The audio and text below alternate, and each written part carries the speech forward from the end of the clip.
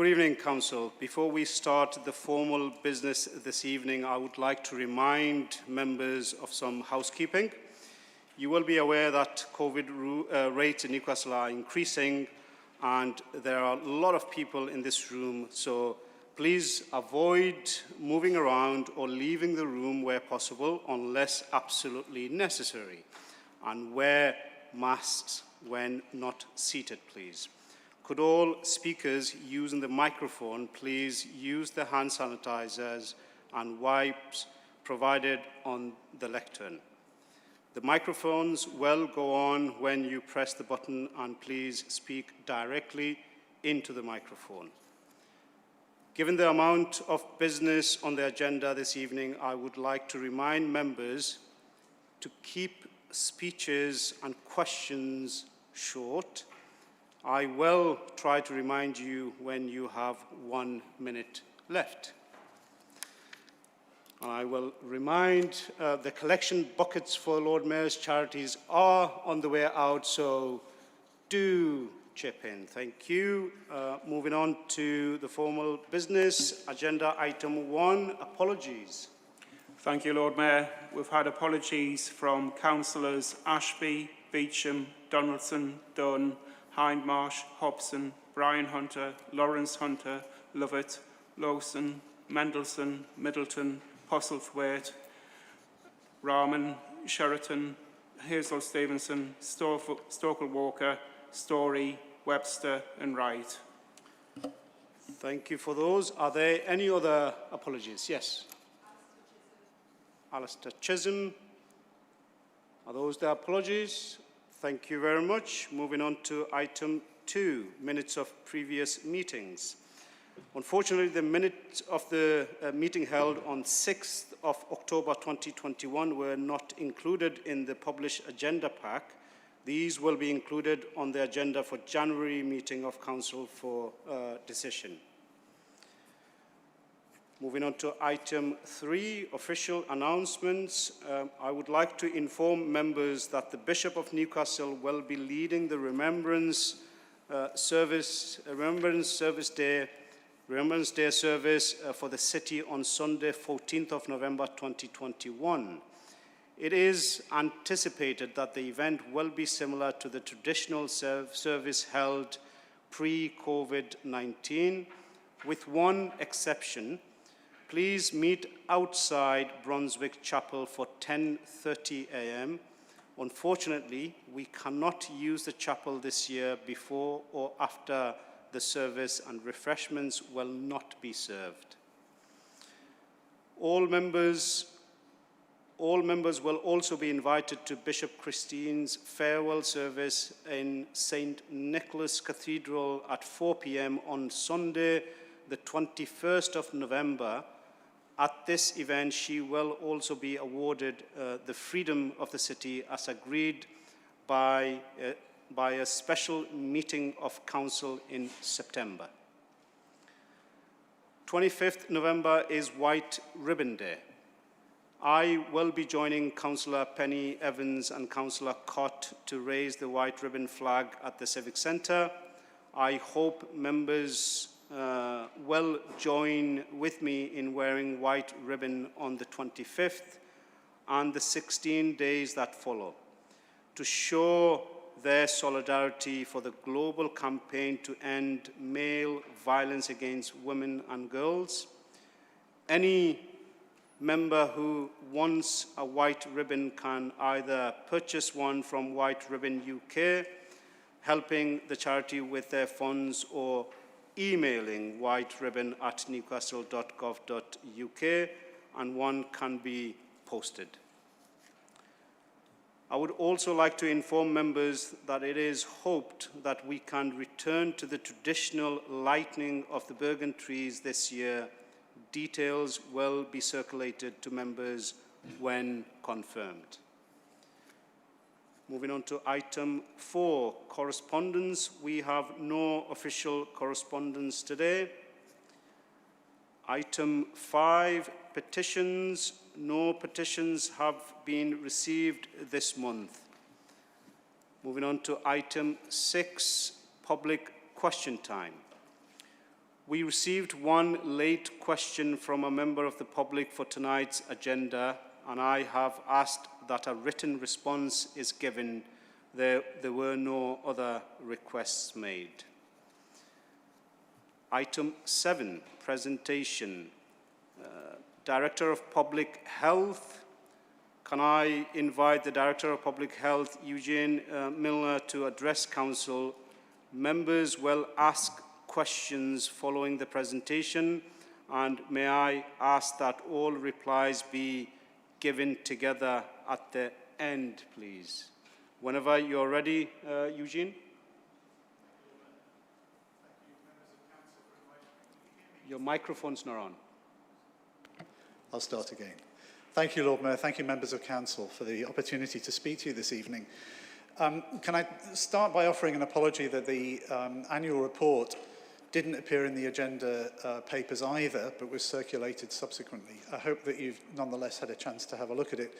There will be a further opportunity to discuss and ask questions at Health Scrutiny on the 11th of November.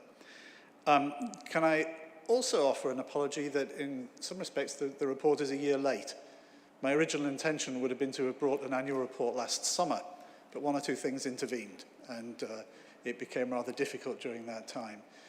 In fact, the problems that we've experienced with COVID, I think, play through into any kind of interpretation of the state of the health of the city at the moment. The data that we have, and you'll see this from some of those that I've included in the report, largely predate the onset of the pandemic. We know that there have been very extensive health impacts, not only in terms of the infection itself and its consequences, but also in terms of the responses that have been made to that, and the necessary isolation and social effects of the pandemic. It will take some time before we can properly measure what those are, and I don't think at the moment we're really in a position yet to be able to assess the scale of those impacts. What I've done instead with this report is break it down into two parts. So there is a statistical summary in keeping with reports that I've brought previously. But what I've done in the main part, the discursive part of the report, is to consider some of the lessons that I think I've taken so far from our experience of handling the pandemic and where that takes us. Now, these may be, if you like, a first set of questions for subsequent public inquiry that or a local inquiry if we wanted to conduct one. And they also kind of form the thinking that we need to do for the future of the city and the level of health protection that needs to be in place for the next time this happens. And I use that word advisedly because it will be a next time. It may be a long time away or it may be very soon, but this is not a unique occurrence, and I think that it's really brought home to all of us just how important a proper state of preparedness is for infectious disease.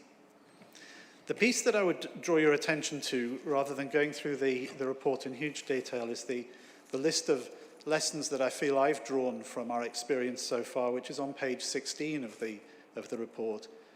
I'll just run through those briefly because I think they are kind of important. The first of those is really the need for better and more comprehensive data and the removal of unnecessary obstacles to public interest sharing of data. Now, by that, I don't necessarily mean that we have a problem with the fundamentals of GDPR, but we do have a problem with its interpretation. And some of the time, the way that data is restricted when it should be available more readily for the protection of the public. We've run into that kind of problem repeatedly. To some extent, we still have it at the moment because I still don't have data that I would really like to have on the progress of the booster program and the 12 to 15 program of vaccines. We need to have better surveillance. I'll come back to that a little later, perhaps in relation to wastewater. But I think that one of our problems was not being able to monitor what was happening at the time that it was happening.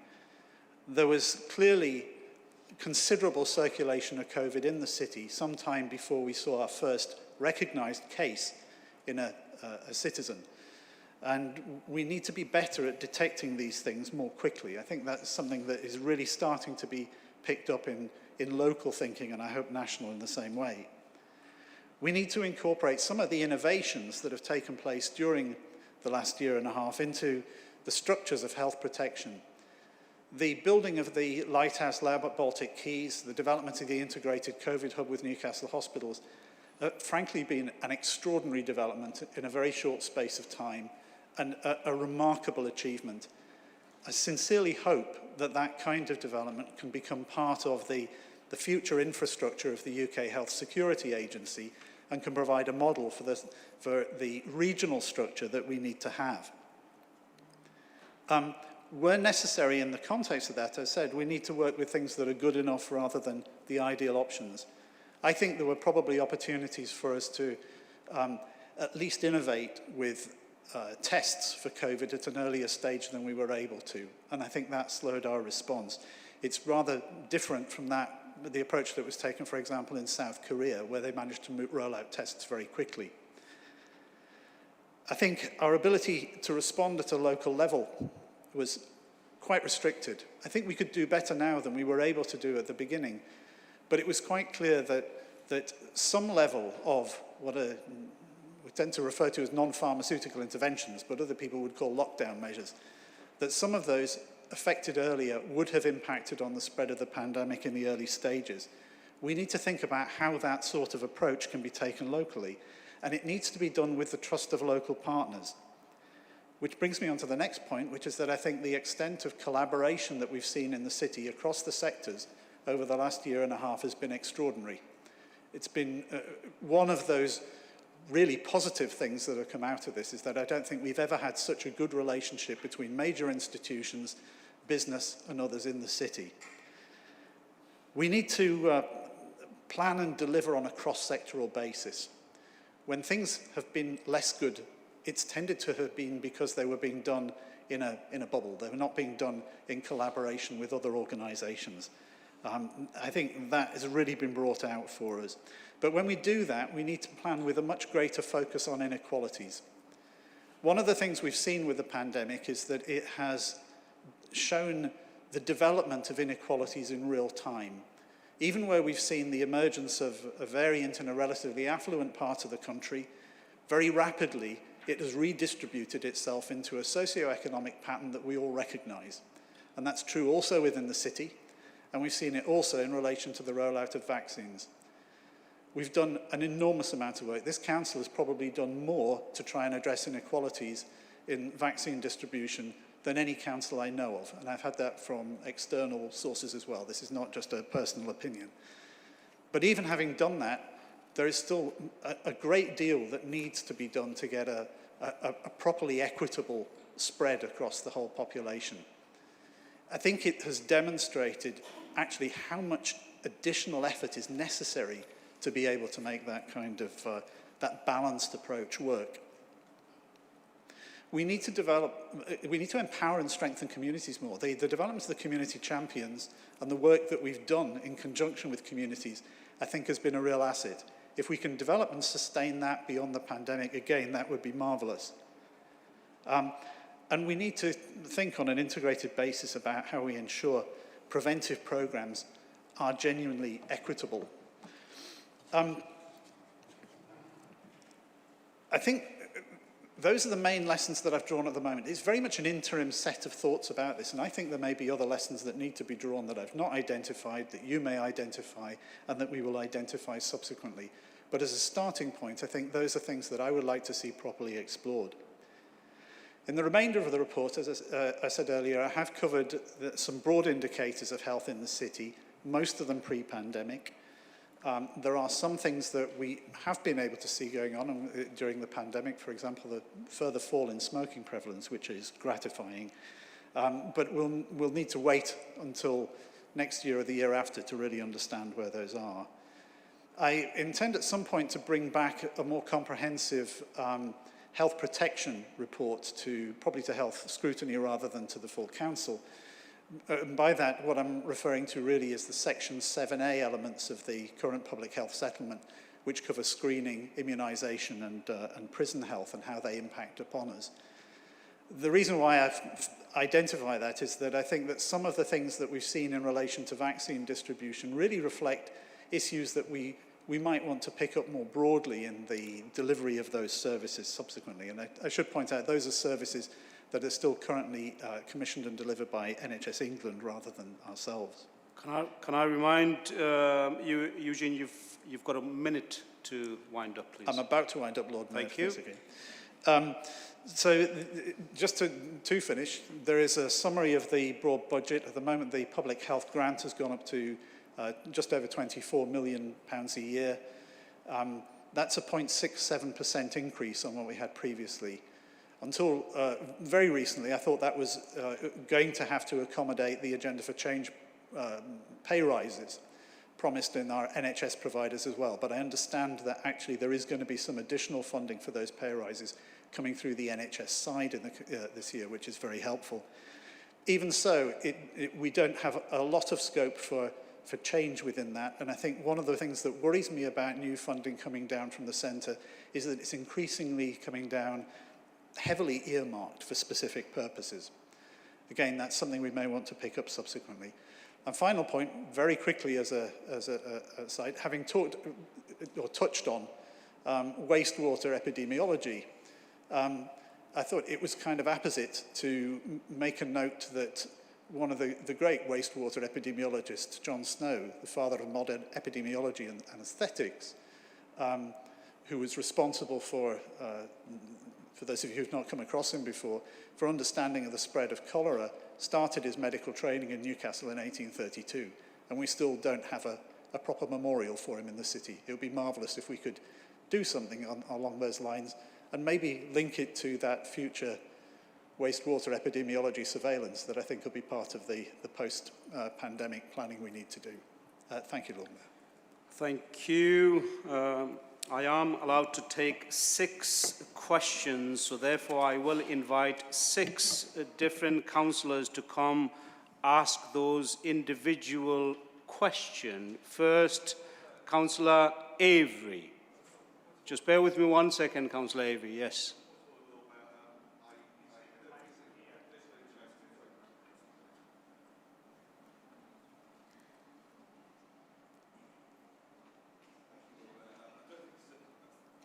Press the mic. I don't think this is a prejudicial interest, but I wanted to record that I'm an employee of the Integrated COVID Hub, which Eugene referred to in his speech, and I don't think we're asked to vote or decide on anything that impinges on that, but I thought it was appropriate to record that. Thank you. Thank you very much. Noted. In future, should any councillors wish to declare something, can I ask that you do that so we continue to smoothly operate the meetings? Thank you very much. Councillor Avery, to be followed by Councillor Hoddard. Thank you, Lord Mayor. And can I just start by saying what a tremendous job I think our public health employees have done over the course of COVID. And as a member of Health Scrutiny, can I just say personally, for me, what a tremendous job I think Eugene has done communicating to us as councillors, to the city, to the region on some really important health issues. And I've always felt like we were getting really all of the information we possibly could have wanted from him, and I think he's done a fantastic job. My question, I think he will recognise from my previous outings on Health Scrutiny, which is just to ask him to speak a little bit more about the lessons that he's learned from COVID in application to sort of non-pandemic issues. So firstly, in terms of things like childhood vaccination and winter flu, but secondly, and particularly for people who might be watching at home or reading about it in the press, what sorts of what he called non-pharmaceutical interventions does he think people at home should be taking this year in terms of helping us deal with winter flu? What things can they be doing to make it easier so that we don't have a resurgence of norovirus, winter flu, and all of the things that we're used to dealing with in winter? Thank you, Lord Mayor. Thank you, Councillor Avery. I see Councillor Cott is at the lectern, although I did call Councillor Hoddard. Councillor Cott, no, stay there. Just ask that question. Thank you. Sorry, Lord Mayor. Sorry to Councillor Hoddard. Sorry, I didn't mean to take my time at the wrong place. Just a few points. First of all, you mentioned John Snow and his work on cholera. My students, another life in my professional life, my students actually look at the work of John Snow, and I'm just wondering whether he would like to have some elected members supporting the cause of showing some recognition of his work in this city. Second question, given the high rate of COVID infection that the Lord Mayor alluded to, what is the Director's latest assessment of the impact that this is likely to have in the winter months and Newcastle's preparedness to deal with it? And a third point, in light of substantial resources for public health having been understandably used and diverted in some cases to tackle the response to COVID-19, what plans are in place to tackle some of the other public health priorities moving forward? I note some improvements in some areas, but obviously we've got some quite critical issues in terms of health inequalities. Thank you very much. Thank you, Councillor Cott. Councillor Higgins, and a reminder again, just choose a question, please, to be followed by Councillor Hoddard. Yes, thank you, Lord Mayor. Can I thank Eugene for his report on, I think it's an understatement to say that it's been a very difficult year, but quite often out of adversity there comes some good, and I think he was right to mention the collaborative Newcastle approach, which I witnessed in my own ward, which was a tremendous success, and I want to commend everybody who took part in that. It was really supportive to so many people. I just wondered if there are lessons that we can, as ward councillors, particularly in the wards in the city, the more disadvantaged wards, whether there are lessons that we can take forward to try and build on the success of that and try and deal with inequalities in the future. Thank you. Thank you, Councillor Higgins. Councillor Hoddard, to be followed by Councillor Shotwell. Thank you, Lord Mayor.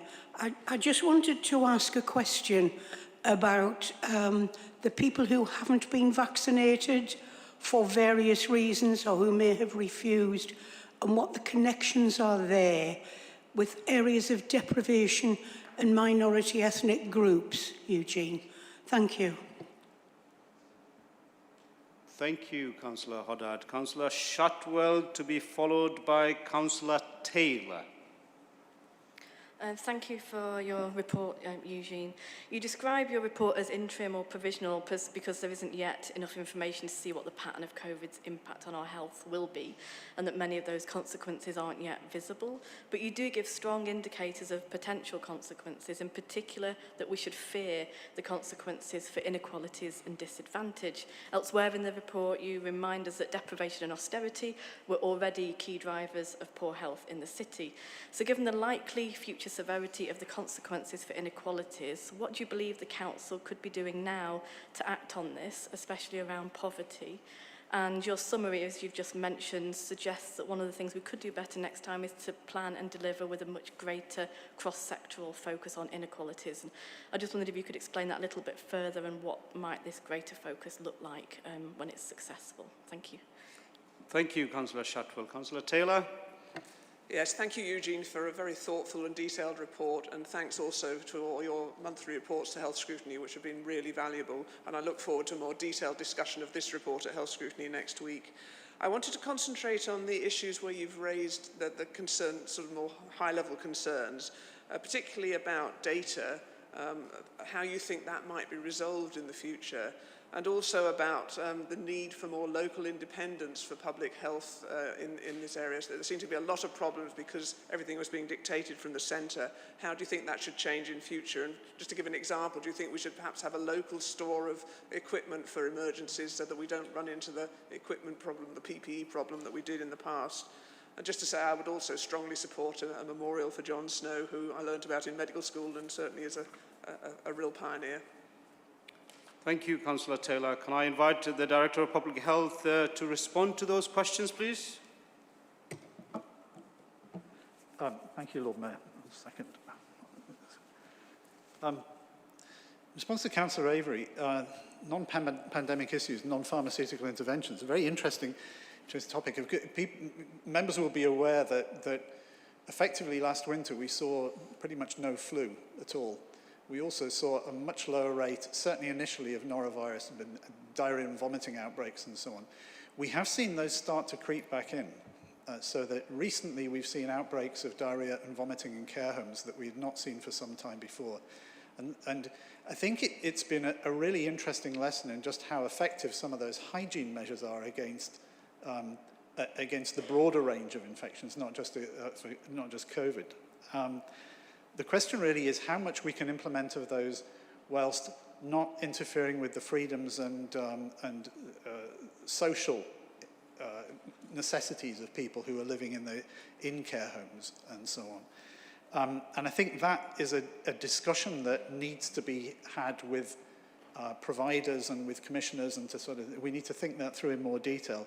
I don't think there's an easy answer to it because, of course, we're trading off these things, and I think that's going to be an issue for us. But I think that it's offered us the option of new ways of managing risk, which could be of great benefit both to the people themselves and to the system in terms of the pressures that we're suffering. It's quite clear at the moment that the pressure on the health service is enormous.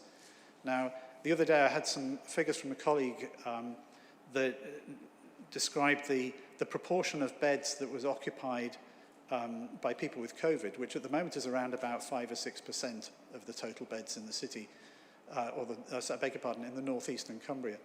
And in January had been around 15 or 16%. But at the same time, at the moment, there were fewer free beds in the northeastern Cumbria than there had been at that time when we had a much higher number of COVID cases. The reason for labouring that slightly is because it's a reflection of exactly the thing that Councillor Avery is describing, which is the return of those other factors, the other problems that we see every winter. We haven't yet seen flu start to rise particularly, but we've seen a lot of other things. We've seen a lot of other respiratory diseases creeping back in. I think it's going to be a very tough time. And I think that looking forward to the winter, difficult to predict where we're going to be over the next few weeks and months. But I think there are some real worries, and some of you may have picked up that Jonathan Van Tam was talking about these today on the BBC, and is similarly concerned that we may yet see greater pressure than we're seeing even now. All of which does contribute to that advice that we're still giving to people to try and be as cautious as possible. Use masks when you're in public places. Use masks when you're on public transport, in crowded places. Use regular lateral flow tests because they are very helpful in identifying whether you are shedding virus actively at the time. And follow the rules about isolation. This has not gone away. And we will need people to continue to be kind and considerate and cautious through the coming months if we're going to get through. Thank you, Councillor Cott, for supporting a memorial to John Snow. I think it would be a terrific thing to do, and we do appreciate members' support on that. In terms of other public health priorities, what we're seeing at the moment actually is not only in public health but more broadly, people needing to return to the day jobs, the day tasks, which have been rather neglected over time, inevitably, and that is causing us real problems because the support that's still needed in relation to COVID is substantial. At the moment, my public health team is focusing on welfare and well-being support, on vaccine support and rollout, on guidance and outbreak management. We fortunately, through the integrated COVID hub, have support in relation to test and trace, which is working pretty well for us. But it means that getting back to those other things, the recommissioning of major contracts that we need to work through in the coming year, the other elements of service that are developing, it's really quite problematic. They've not, in funding terms, that's not been an issue for us. It's about people and time. That's our big problem right now. Councillor Higgins asked about lessons for councillors. I think one of the, I'm kind of cautious about the idea of telling councillors what they should do. I think what we have found is that, as I mentioned earlier, the community champions and the work that we've done specifically with with smaller communities in the city has been really constructive and helpful. I think that what I would like to do in terms of the way that the Public Health Department functions is carry forward some of that work that we've increasingly done with the communities team in support of localities and councillors so that we can develop that further. That's still sort of semi-formed in my thinking, but I do feel that that's one of the things that we'll want to hang on to. The connection between uptake and deprivation that Councillor Huddart raised, one of the things that we have found with the team that's been supporting the rollout of vaccines is, well, first of all, the vaccines have been offered on an equitable basis, but it's not always possible for people to take them up on an equitable basis. Even when we put some measures in place that would allow access, say, to the racecourse or to Eagles by putting on buses to take people from different parts of the city, that's not actually a very convenient way to deliver. We've pushed for changes in the booster program so that in the booster program, we now have a lot more use of community pharmacies to get nearer to local communities in the delivery of vaccines. But we've also found that with a program which was commissioned and run entirely on the NHS side, principally through general practice, ultimately when you get to the remainder, not the 80% that's easy, if you like, the 20% that's really hard, general practice doesn't have the time to pursue people in that sort of way. What we've done through the council over the recent months is that we've devoted people to contacting those individuals who've not yet taken up a vaccine to say, is there a reason, can we help you, is this?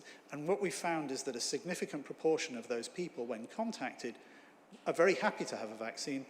It just hasn't been an option that's been available properly for them until that point. I think that's terrifically important because, you know, there's the idea of vaccine hesitancy took a hold in people's minds, as if people actually, you know, were deciding not to do it. Quite a lot of people haven't decided not to do it, they just haven't really had the opportunity to do so. We haven't made it convenient for them, or we haven't communicated to them in a way that allows them to do that.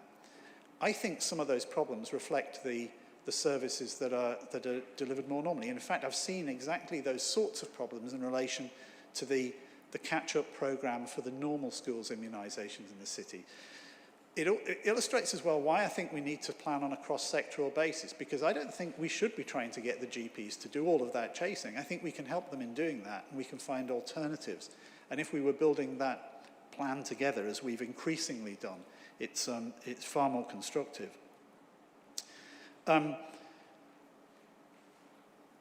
You know, I've written down for Councillor Shatwell's question what could be done now, and I've forgotten what the rest of it was. I apologise for that. Can I come back to subsequently? At this point, can I remind you, you've got 1 minute to wind up. I realised I was running out of time too, Thank you. Mayor.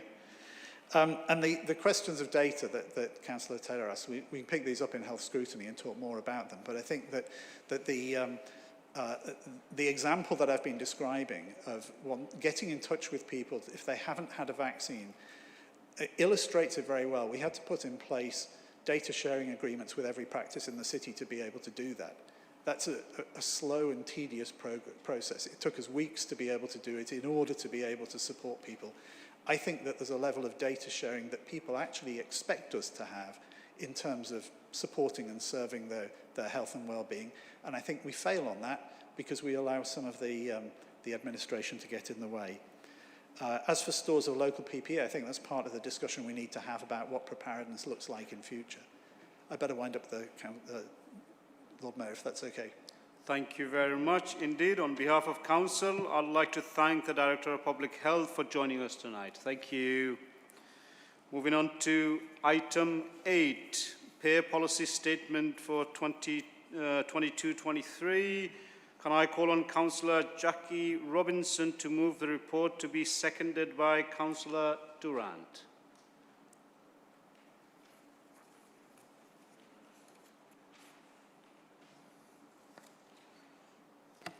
Thank you, Lord Mayor. I formally move the report.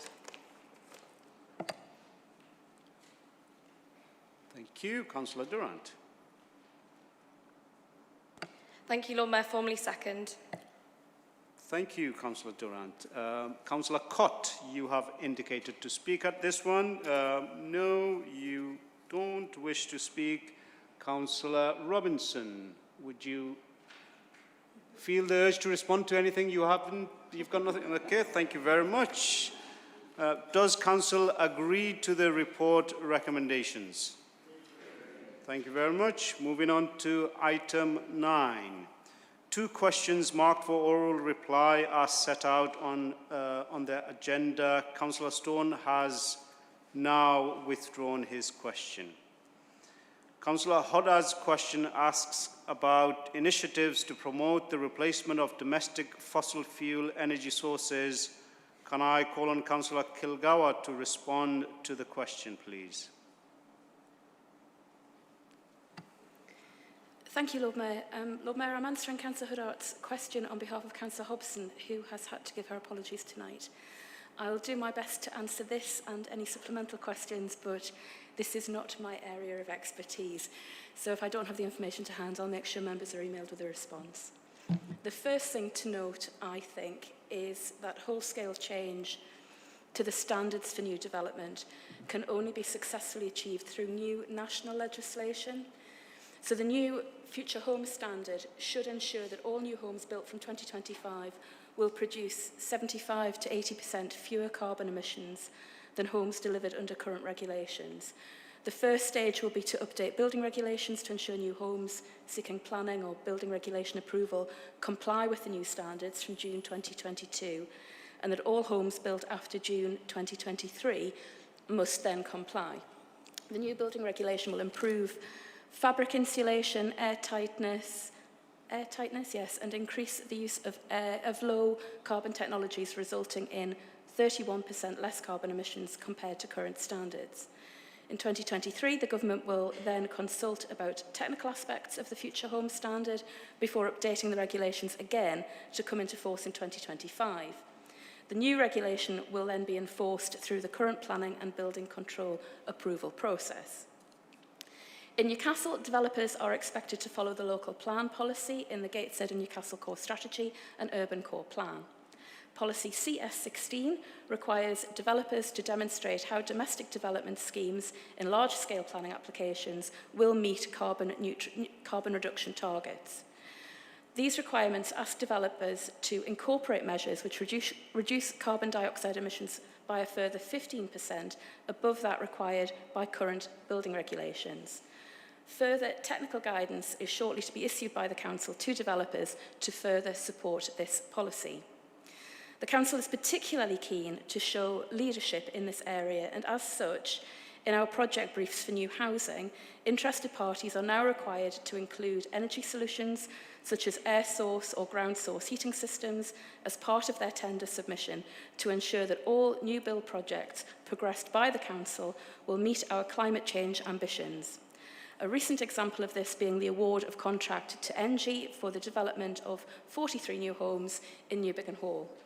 This will be completely off gas and use a combination of air source heat pumps, PVs and batteries. In addition, we're also looking at our existing stock and have recently started work to replace gas heating with ground source heat pumps in our multi-storey blocks. Thank you very much, Councillor Kilgour. I was about to tell you to wind up. Thank you, Councillor Kilgour, for that response.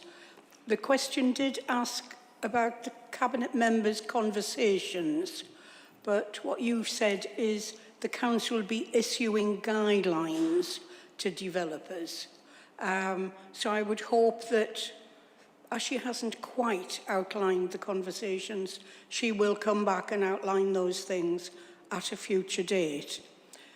My supplemental question is to ask the Cabinet member and ask what initiatives she's taking to install some district heating arrangements via either heat pumps or solar PV panels to support better energy efficiency in the Council's current stock of social housing. Thank you. Councillor Kilgour, would you like to respond to this or take the further 2 supplementary questions which we do have? I'm not sure I'm allowed to do that, Lord Mayor. So I'll just answer this one. Okay, yeah. I'll try and answer. Like I say, I don't have the expertise and I don't have all of the knowledge to be able to answer in detail. I'm not sure it's entirely appropriate for a cabinet member to be discussing individual conversations she's had with developers, but I'm sure she will be able to share whatever she's able to with members at a later date. Around specific schemes for ground and air-sourced heat pumps, to my knowledge, we have a couple of schemes. One is replacing existing gas central heating with ground source heat pumps. This is to all tenures, though, not just council tenures. I think we were successful in winning a bid for 4.6 million, which funds 250 properties. There's clearly a huge demand in the city for this sort of work to be carried out. To date, we've had about 3,000 inquiries, I believe. 200 have been fitted, and that includes a block of council flats. One of the other projects is conversion of warm air heating systems to ground source heat pumps in 2 council-owned multi-storey blocks at Denton Park House and Top House. No. And I believe that work's recently started, and it's an investment of around £4 million. If you require any further detail, I'll ask for a response to be sent to you. Thank you very much. Thank you very much. Thank you very much, both of you. I've got Councillor Higgins indicating to speak or pose a question here, to be followed by Councillor Kane. Yes, thank you very much, Lord Mayor. I guess it's stating the obvious to say that everything costs money. So my question relates to finance. We know that the Tory government is very big at making pronouncements about climate change, as shown at COP26, but often very slow to provide the finance to back these up, as evidenced with our Clean Air Zones bid, which has been very, very frustrating. Could Councillor Kilgour therefore comment on the likelihood of funding being secured through the government's decarbonisation funding scheme and its importance in any future social house building in our city's programme? Thank you, Lord Mayor. Thank you, Councillor Higgins. Councillor Kilgour, you would like to respond to that? Thank you, Lord Mayor. Councillor Higgins is absolutely right. While the government have made big announcements, the funding released is relatively small scale, aimed at funding small pilot projects. However, we know that we need around £500 million for our stock alone. Up until this autumn, the various government pots announced were limited in proportion to the massive task ahead of us. For example, pots were announced totalling around £100 million, I think, nationally, but all local authorities are then eligible to bid, so competition is fierce, and at this stage they are only pilot projects. The government has committed £3.8 billion, I believe, to the Social Housing Decarbonisation Fund. However, that is over a 10-year period, and the first round of funding is now open, with funding available for up to 2/3 of the cost of the works. However, only £160 million has been released for the first scheme, and all registered providers can bid into the fund. So that's all local councils and housing associations across the country. Applications close later this month, I think, with projects to be delivered between March 22 and March 23. And I understand that we'll be bidding for around £2 million for 300 HRA properties, focusing on external wall insulation in non-traditional blocks of properties and bungalows in the Walker area. Thank you, Councillor Kilgour. Finally, Councillor Kane. Yes, thank you, Lord Mayor. Councillor Kilgour quoted the CS16 policy from the core strategy in her first answer, which sets out a hierarchy of energy sources for new developments. My question is there a monitoring process for compliance with that hierarchy, both at the planning application stage, but also when the developments are completed? Thank you. Thank you. Councillor Kilgour to respond. I'm afraid I don't have that information in front of me, but I'll make sure Councillor Kane gets a response. Thank you very much. Thank you, Councillor Kilgour, indeed for that. Two questions marked for written reply have been circulated with responses in the supplemental agenda and also published on the website. Moving on to item 10A, Public Health and Culture Cabinet Members Report. Can I call on Councillor John Paul Stevenson to introduce the report? Can I remind councillors to ask questions rather than speeches? We have 25 minutes to deal with this starting from now. Thank you, Lord Mayor.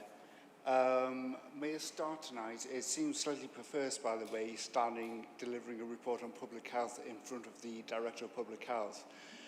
So I'm pleased he's had the opportunity to answer some questions tonight under health scrutiny.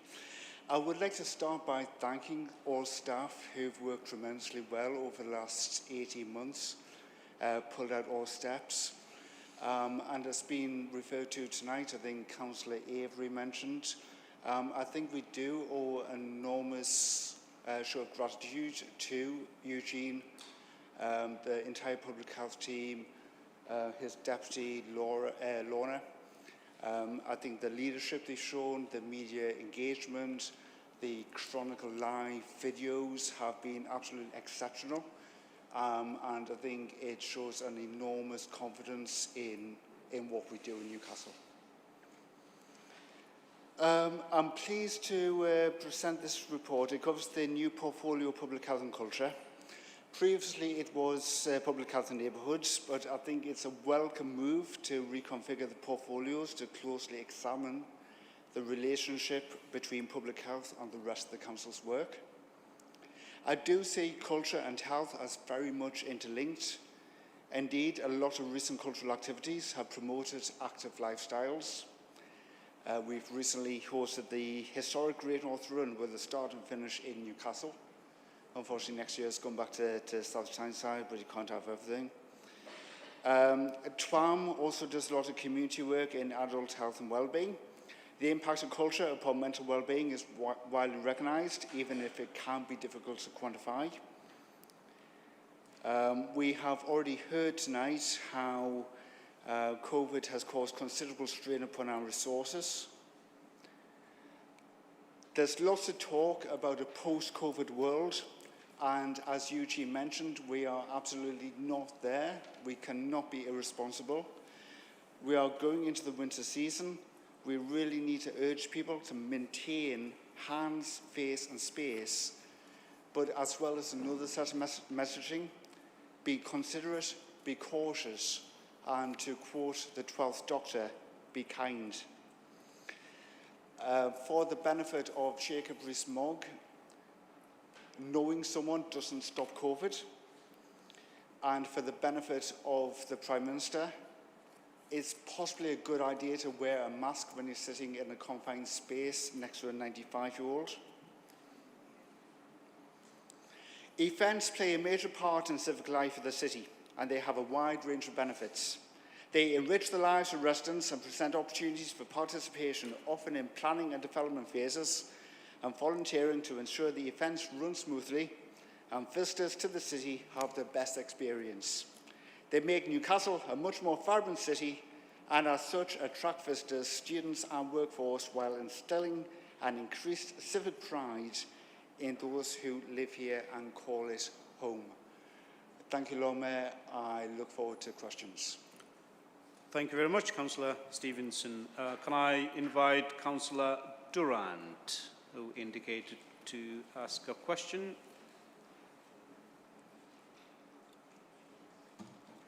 Thank you, Lord Mayor, and thank you, Councillor Stevenson, for your very comprehensive report.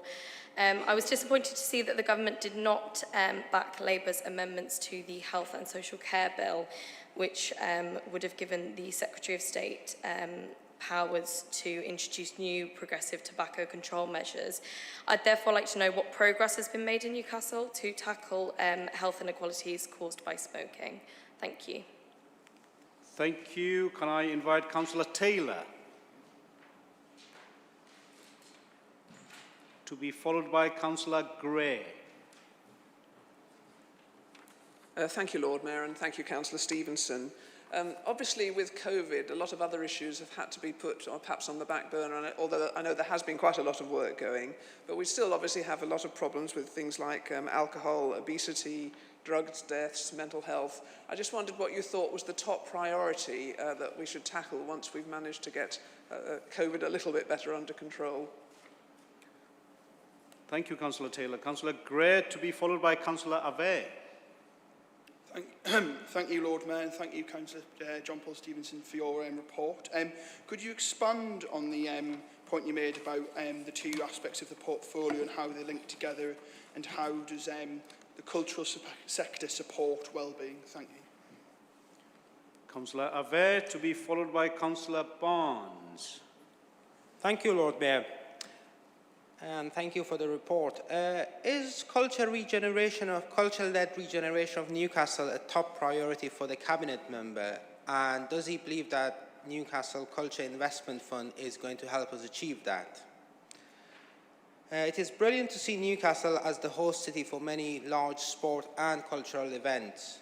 But does the Council have a plan to utilise these opportunities to organise and promote smaller community-led events across the wider city to complement the larger city centre-based events? Thank you. Thank you, Councillor Ave. Councillor Barnes, to be followed by Councillor Powers. Thank you, Lord Mayor, and thank you to Councillor Stevenson for the report. I'd just like to quickly ask, in the work that the Council does with the private sector, what is done to ensure that high standards are met? And I'm asking this particularly in light of what's happened with Owen Paterson MP. Thank you. Thank you, Councillor Barnes. Councillor Powers, to be followed by Councillor Morrissey.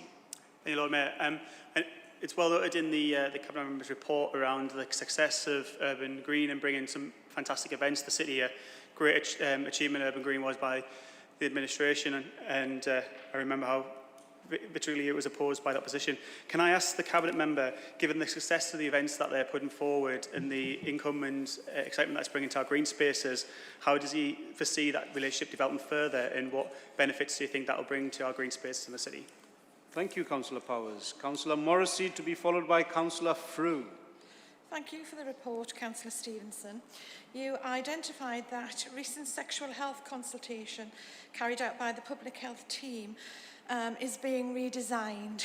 Could you give us some more information about that, please? Thank you, Councillor Morrissey. Councillor Frew.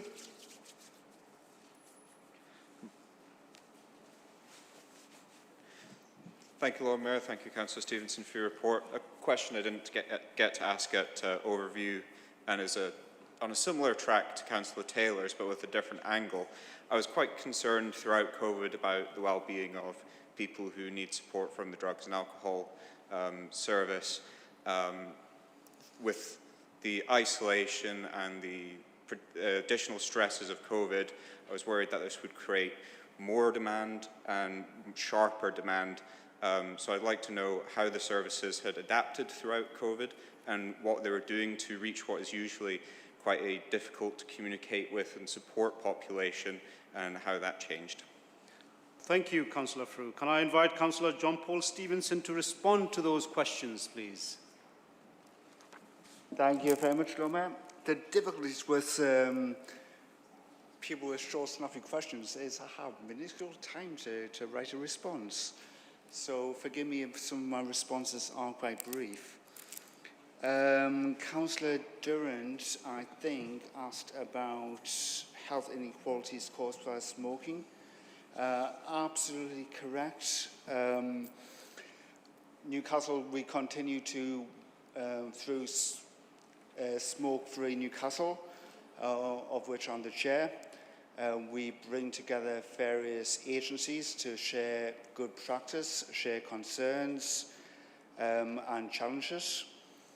Newcastle City Council also recently formally endorsed the all-party parliamentary group on smoking and health, and its recommendations to create a smoke-free generation for our city. Part of those recommendations will be to make the polluter pay. The tobacco industry, on average, profit about £900 million per year. that is discussing. It has an impact upon health inequality, it has an impact upon our NHS and other services. So I don't think it's unreasonable to make the polluter pay.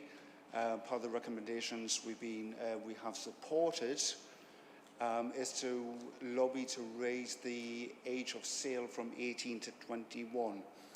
We have written to all of the Newcastle MPs, and as it happens, Catherine McKinnell does actually sit on the parliamentary group. So just looking at my list. Councillor Taylor, thank you for that question. I mean, it's of all the issues that you raised, it's difficult to pick one as a priority, because if you pick one as a priority, then it indicates that the others aren't a priority. So I don't really want to pick one, other than to say all of them are really important to address. And this relates to Councillor Frew's question as well. We have one of the initiatives over the last year or so is to launch work with Northumberland Police and the government on Operation Adder, which is to look at some of the difficulties caused by particularly drug misuse and the activities there too, and to support people and support victims of drug misuse and support families of drug misusers. But Councillor Taylor and Councillor Frew, and you as well, Councillor Morris, actually, you asked a really good question about sexual health.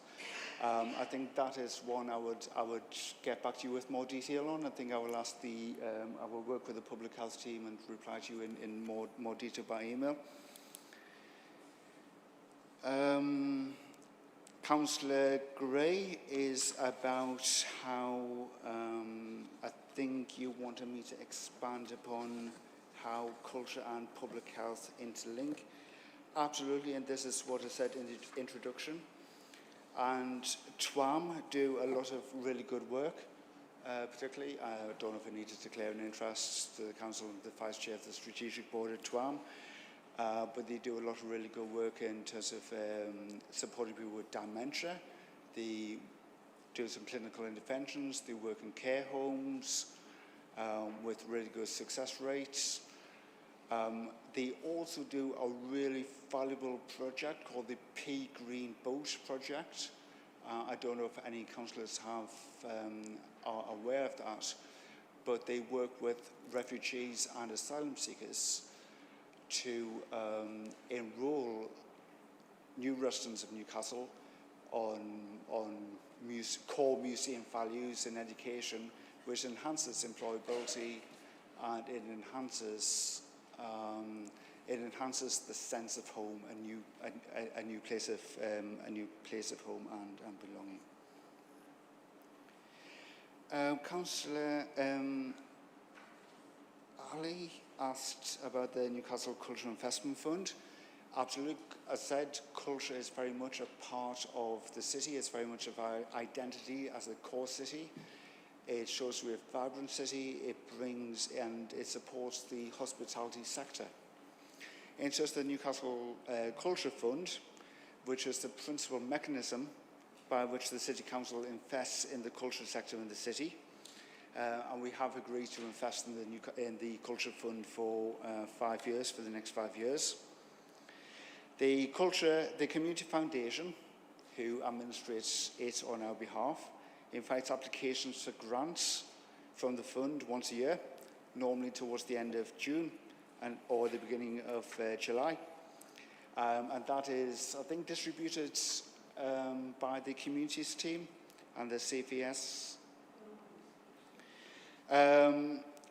The responsibility is to invest in the cultural ecosystem of the city, guided by the cultural vision, the city's health and wellbeing strategy, and the council's priorities, and to enable the city's cultural economy and influence to grow. So yes, very much. And other issues about how bigger events can be integrated within communities. The Rugby League World Cup, which sadly didn't happen next year, but it has been postponed until next year, are integrating some mental health activities which we are informed will be going into the communities too. Councillor Barnes, I think, asked about standards and working with the public health, working with the private sector, public health on the brain. We have a very positive relationship with the private sector, particularly with anyone who lead on a range of events. They lead on the Laser Light Show, which we, all being well, will host over 3 days at New Year's, across New Year's Eve. And they contribute to significant events like the Magic Weekend, Northern Pride. So we have a very positive relationship with people such as that. But I do take your point about Tory sleaze and the need to keep our own house in order when dealing with the private sector. So when I took on this portfolio back in May, I was very clear about the need for transparency, and we must do that to avoid accusations of, corrupt councillors, backhanders, and I know particularly colleagues who have sat on planning committees, are a bit tired of these sort of accusations because, let's face it, most of us are doing it for the sake of our residents. We are not on the make. And I don't think there's a problem in Newcastle, but it is one of my ambitions to make sure we all improve our processes to adhere to the Nolan principles, and any council dealings with the private sector are open, transparent, and possibly declared much more robustly than they are now, in order to adhere to the Nolan principles. Councillor Powers talked about the really good work that Urban Green Newcastle do. I guess it harks back to Councillor Ali's question about the importance of cultural events.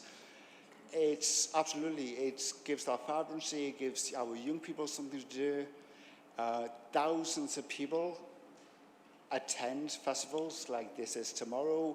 Thousands of people also come to Newcastle to attend those festivals, which in turn supports the hospitality sector, which, let's face it, badly needs it after the last 18 months.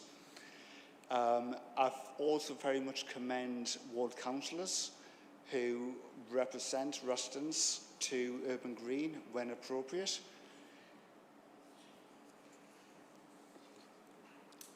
Councillor Morrissey, you asked about sexual health. That's another. Would you mind, Councillor Morrissey, emailing your question to me, and then I will get a full response to you. And again, Councillor Frew, your question interlinks with Councillor Taylor's, and I will respond in writing. Thank you, Lord Mayor. Thank you very much, Councillor Stevenson, and reminder those colleague whose questions haven't been answered, as requested by Councillor Stevenson, if you could email her over, and if you could reply to all councillors. Thank you very much indeed. Does Council agree to receive the report? Thank you very much. Moving on to item 10B, Cabinet Member Reports, Community Service and Engagement. Can I call on Councillor Ali to introduce the report? And once again, reminder that we've got 25 minutes to deal with this entire item. Councillor Ali. No pressure then. Thank you very much, Lord Mayor. I just want to start by thanking Eugene. Thanking Eugene for his report to Council tonight. It's, as usual, insightful and thought-provoking. I really missed the public health portfolio and thoroughly enjoyed working with Eugene. I learned so much from him, and I hope that he learned something from me too. Turning to my new portfolio, its revised creation was a result of reflection on the experience of the pandemic and the way in which the Council and our partners engaged with and responded to our city's needs during difficult and challenging times. This experience provided us with new learning mechanisms for engagement, particularly the value of diverse engagement channels and the importance of inclusive engagement, as well as the importance of feeding back the impact of that engagement. As Cabinet said in its recent response to the Scrutiny Task and Finish Group, which recommended ways in which to improve our budget consultation, engagement must offer the scope to influence planning and decision-making. Otherwise, there is no point in engaging. I thank the leader for appointing me to this portfolio. The creation of it, our commitment to equality, diversity and inclusion, contributes to our vision of making the Council more representative of its good people. You will have read about some of the work our communities team have been doing with our diverse communities through the creation of community champions. With creative and effective public engagement, we have reached the highest percentage of vaccine take-up nationally within our BAME communities at 75%. This is an example and the result of great public engagement. Our draft council plan for 2022 to 2025 sets out a clear focus for the next 3 years, which will work better for all our neighbourhoods. And this will include reviewing how we increase public engagement within neighbourhoods to ensure those principles of diversity, inclusion and impact are met. This is a new portfolio and not much time has gone by, Lord Mayor, so I'm really looking forward to the year ahead and the work that we can do together to develop it. And with that, I present my report to Council and will try my best to answer any questions. And if I need more information to articulate an answer, I will get back to people asking questions by email, Lord Mayor. Thank you. Thank you, Councillor Ali. Can I invite Councillor Barnes, who indicated to ask a question, to be followed by Councillor Avery.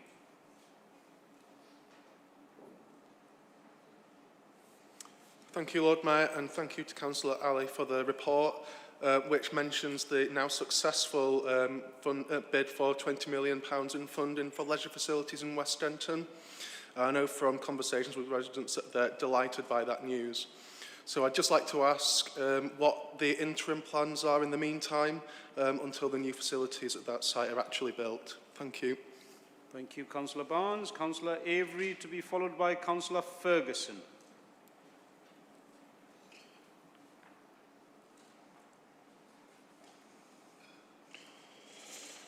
Thank you, Lord Mayor.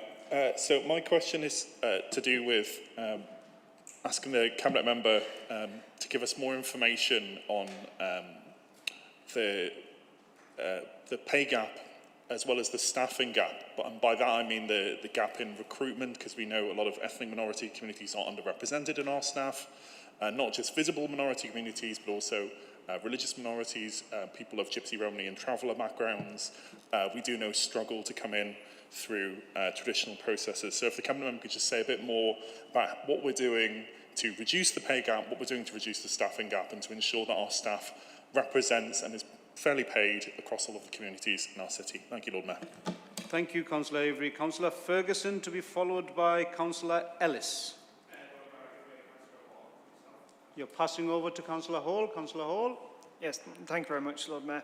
There's many encouraging proposals on sports and leisure capital investment, but given recent closures and continued cuts to leisure funding, how does the Council plan to ensure the financial viability of running these schemes and preventing them from becoming white elephants? And I also note that they are not mentioned in the report. Can the Cabinet Member expand on the structure and framework for member and community engagement under the newly promoted Deputy Cabinet Members? Thank you, Lord Mayor. Thank you, Councillor Hall. Councillor Ellis, to be followed by Councillor Higgins. Thank you, Lord Mayor, and thank you, Councillor Ali, for your report there. It's really encouraging to see how the Community Champions scheme has developed. In the report, you talk of shaping a fit-for-purpose community engagement framework to be used across the council. So, are you able to expand on what that might actually look like, please? Thank you, Councillor Ellis. Councillor Higgins.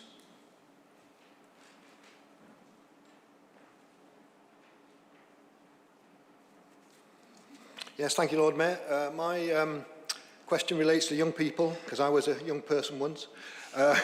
It is vital that we engage young people in local democracy and any decisions that might affect their lives.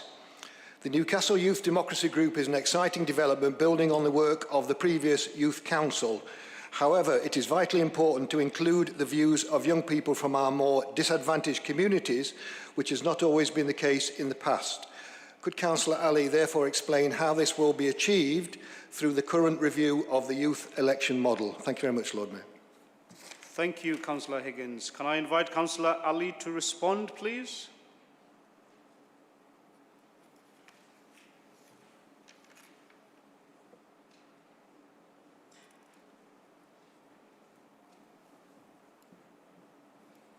Thank you, Lord Mayor. I need a table.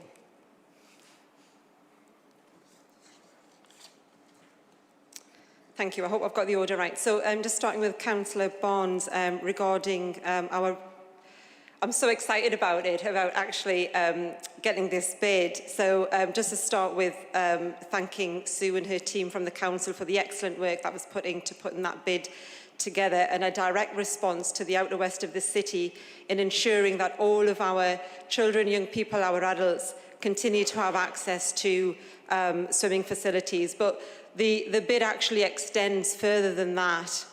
And we'll see the creation of a 25-metre 6-lane pool, a small 5-metre toddler pool, aqua play, a fitness facility, a fitness studio, a library, community space, a cafe, and associated changing areas and offices. The proposal was for a contribution of £19.8 million to support the Council and its partners, who will provide £2.5 million of funding to deliver a new £22.3 million community sport and wellbeing hub with co-location opportunities. An external design team will now be appointed, Lord Mayor, and will bring together all elements associated with the proposal. We aim to have a planning submission in spring 2022. We will consult with all residents, schools, community groups, stakeholders and users of both centres throughout the process of design. This is more than just the Outer West pool. It encompasses the dry facilities, the football facilities and the adjacent library. We will aim to develop a plan to maintain some facilities during the development, but as both buildings would need to come down, there may be a point where we have no sports facilities, hopefully for a short period of time. GLL are contracted to run the site. We will work closely with them on design and the operating model to ensure the financial sustainability. We will also ensure that the operating outcomes for the new facility not only reflect those in the contract, but recognise the change and opportunities the new facility will bring. Councillor Avery, you asked about the pay gap. I would like to congratulate Council on publishing the results of the pay gap survey, however they look. As a result of some of the work that we're doing to find out or to look closer into why the pay gap exists and how we can narrow it, Lord Mayor, we have set up a corporate equalities group which consists of the head of HR, staff members and trade unions. This will provide a strategic approach to our commitment to EDI rather than it being limited just to one officer. We will work in a coordinated way across all directorates of the Council. It will no doubt produce task and finish groups that will focus on specific issues, and the pay gap will be one of those issues to further explore. It will ensure we embed policy across the Council, but more importantly, monitor and evaluate the effect. It will keep EDI at the forefront of the agenda, especially considering the disproportionate impact of COVID on our BAME communities, and as indicated earlier by the Director of Public Health. We are also in the process of having a peer review led by the LGA and look forward to the recommendations that will come from it. It will no doubt help us shape our work in the future. We want to become more proactive and more creative in our engagement with our communities and strategic partners. A fortnight ago, we partnered up with Northumberland County Council and the NHS in delivering the Positive Action event, which was about come to work for the public sector. And no doubt we will look at all areas of equality within that, but the pay gap is certainly something that we will be looking at pretty earlier on. Councillor Hall, you asked about how we can ensure sustainability in our leisure facilities. Well, if the Conservatives stop cutting our budgets, then that's definitely a good indication that they will hopefully remain open in the future. But we will work closely with GLL. They were hit with a pandemic, all leisure services were in the country. The government didn't bail them out, and I'm glad to say that the impact wasn't too detrimental in Newcastle, although we did see the closure of our Outer West pool. However, we have now got a successful bid on our hands, and we will continue to work with GLL and ensuring that they do what they need to do so that people come in, use the leisure facilities and bring that income in, which is absolutely vital in ensuring that those facilities stay open. Councillor Ellis, you asked about community champions. The Community Champions is no doubt one of those initiatives that has come out of a really bad phase, the pandemic. But as Eugene mentioned earlier, it's one that we will absolutely keep a hold of. The work of Community Champions is predominantly in the public health portfolio, but with great overlap into mine. So I will work together with Councillor Stevenson and provide information to you, Councillor Ellis, on the framework and how that will embed in both of our portfolios and hopefully roll out to other directorates, including disability. Councillor Higgins, you asked about the Youth Democracy Programme. You may or may not know, but youth leaders are elected by their peers. The review is to ensure that we reach out to all schools in the city, and we provide the support and the mechanism to enable our schools to ensure that children and young people are taking part in an extremely important programme. The voting process is obviously managed by electoral services. Children are self-selected. They self-select whether they would like to stand in the elections. They are not chosen by their school. The criteria is that the child must be within a set age range and live or be educated within Newcastle City Council boundaries.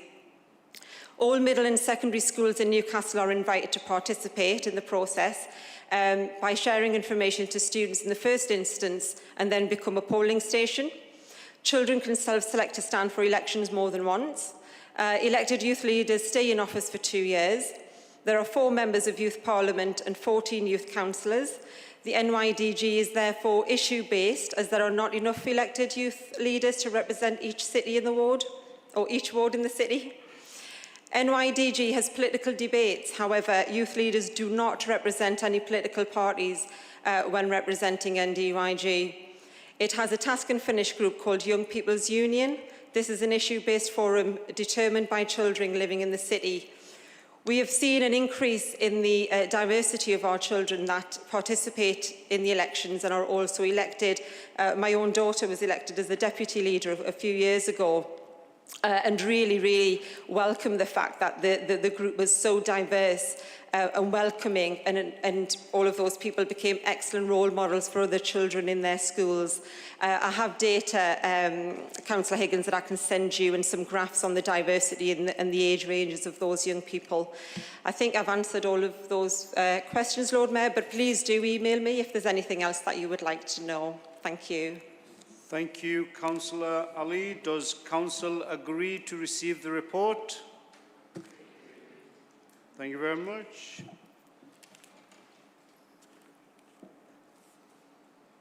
Yeah, I've got that. Sorry, thank you. Sorry.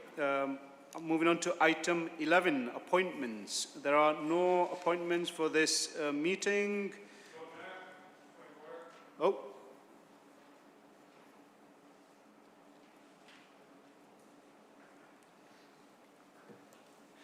Thank you, Lord Mayor. I think it's somewhat unfortunate that a motion this evening to discuss the amount of time that we have to discuss motions comes at the end of the agenda where it is actually unlikely to be discussed. So I would like to propose a motion under Standing Order 3D that brings that agenda item, that is agenda item 22, forward to be the next item to discuss. Thank you.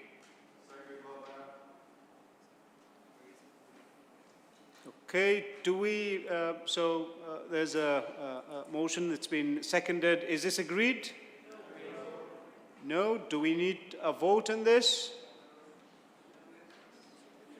It's your time you're wasting. Do we need a vote on this? Yes, can we get the voting devices up and ready to vote, please?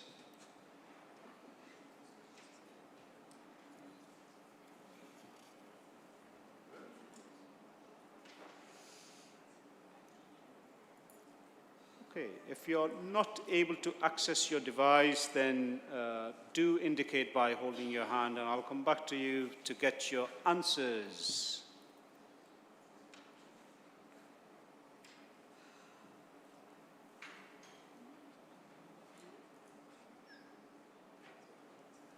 Do we have all the successful ones?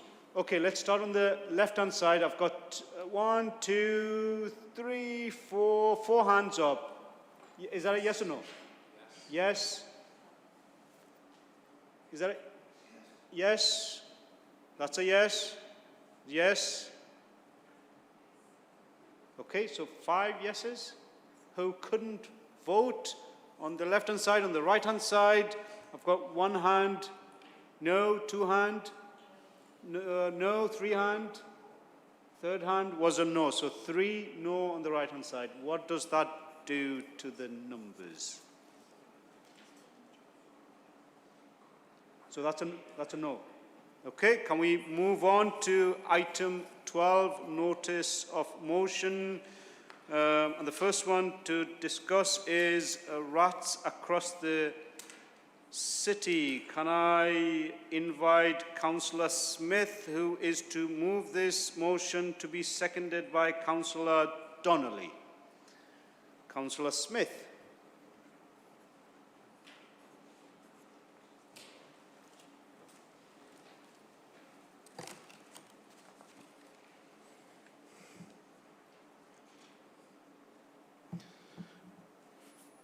Lord Mayor, in answer to a question from Councillor Stone in June, Councillor Bell informed the Council of the increase in rats in residential areas as a consequence of the pandemic, because during the lockdowns they moved away from food businesses and into those residential areas. Since that meeting, Lord Mayor, a couple of rats could well have produced somewhere between 10 and 15 offspring, and each of those baby rats will have now reached maturity, each producing the same number of babies. The longer it takes to take this issue seriously, the greater the problem will become. It is not just residential areas that are affected. A couple of months ago, Councillor Donnelly saw a rat happily running around the Civic Centre car park in the middle of the afternoon. It could well have been here to lobby councillors to vote against this motion. Unfortunately for the rat, a public-spirited seagull attacked and killed it, but Councillor Donnelly managed to get a photograph of what was left.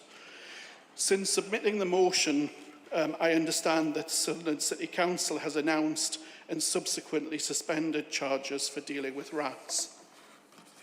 The Chronicle has also highlighted the problems in the Leader of Council's own ward, and we have seen rats in Glasgow hit the national news where no seagulls were around to protect the bin man. Lord Mayor, there is a collective responsibility on all residents to keep the rodent population down, but the Council's charges hit the poorest households hardest. You don't have to take my word for it.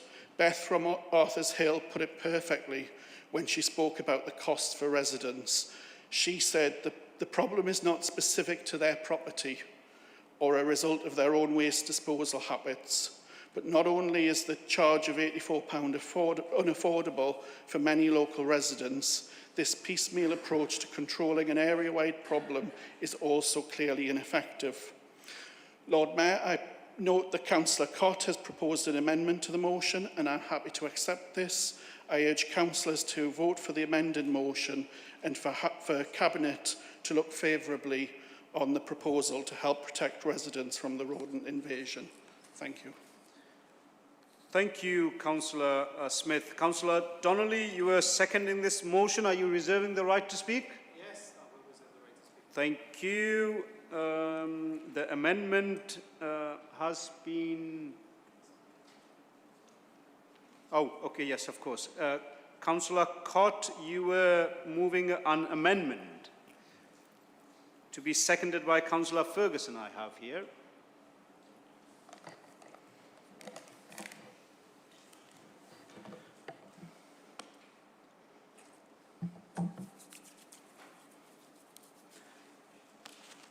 Thank you very much, Lord Mayor, and thank you very much, Councillor Smith, for your comments, very pertinent, and thank you also for accepting our friendly amendment.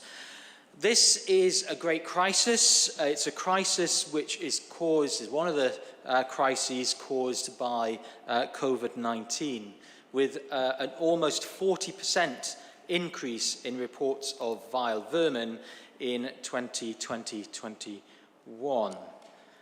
And we've seen 2,175 reports altogether, which is the highest since 2017. And I'm sure that members have all had reports in our wards about rats and vermin. I certainly have in both parts of my ward, in the Fordham part of my ward and the Gosforth part. It affects everyone.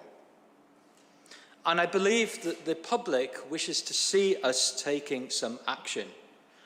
And I'm very happy to support the notions in Councillor Smith's motion, not least because it builds on a kind of sense of direction that we agree on, but also builds on, in particular, some of the work that my colleague Councillor Stone was involved in the summer in highlighting some of these issues. But we need to be clearer, I think, about where the funding comes from. We know that there are cost pressures in this area, not least because of this great upsurge of the problem. And we are told that it will mean approximately 130 to 150k of pressures on the budget. Now, there may be some underspends somewhere that we can look at to filling some of the gaps. There may be other ways that Cabinet can look at to address this problem. We also need to acknowledge that it isn't just an issue of rats. There are other vermin that need to be dealt with, and that needs to be factored in. We have to bear in mind also that the cost, as Councillor Smith mentioned, falls on some of those least able to pay.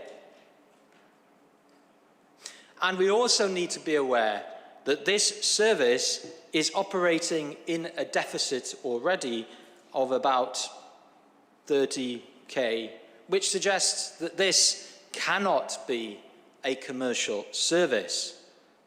So the Council has a lot of options to consider as to what it wishes to do, but this problem isn't going to go away quickly, and we need to take the necessary measures over the period of time that is deemed to be necessary. So, what we would like to do is to see the Cabinet looking at these issues and coming up with a plan of action. We are aware, of course, there are many, many calls on the Council's budgets, and we are very much aware of that. That is why we think this needs some special consideration at Cabinet level for something to be done. Let me be absolutely clear as well. This is a key priority for residents. I suspect a lot of residents think that this service should be funded through mainstream budgets and that there should be no commercial charge whatsoever. That is something which, of course, the Council may wish to look at in the future, But of course, there are various other priorities that need to be taken into consideration. So the cost, whatever the cost is, needs to be proportionate, but it also needs to take into consideration that this is an area the council needs to be looking at because it is such a concern to residents. And as Councillor Smith has said, it's not something that's going away. We will see more and more rats until action is taken to address this by the council and indeed partners, if need be, to address this issue. But we need to deal with this for the benefit of our residents and to deal with the issues that are coming to us in our casework, in our constituencies, in our wards. So thank you very much for your time listening to that, and I do hope that the Cabinet is able to take some action in relation to this issue. Thank you very much, Lord Mayor. Thank you, Councillor Cott. Councillor Ferguson to second this and reserving the right. Thank you very much. Can we go on to the speakers indicating Councillor Stone to be followed by Councillor Powers. Councillor Stone first.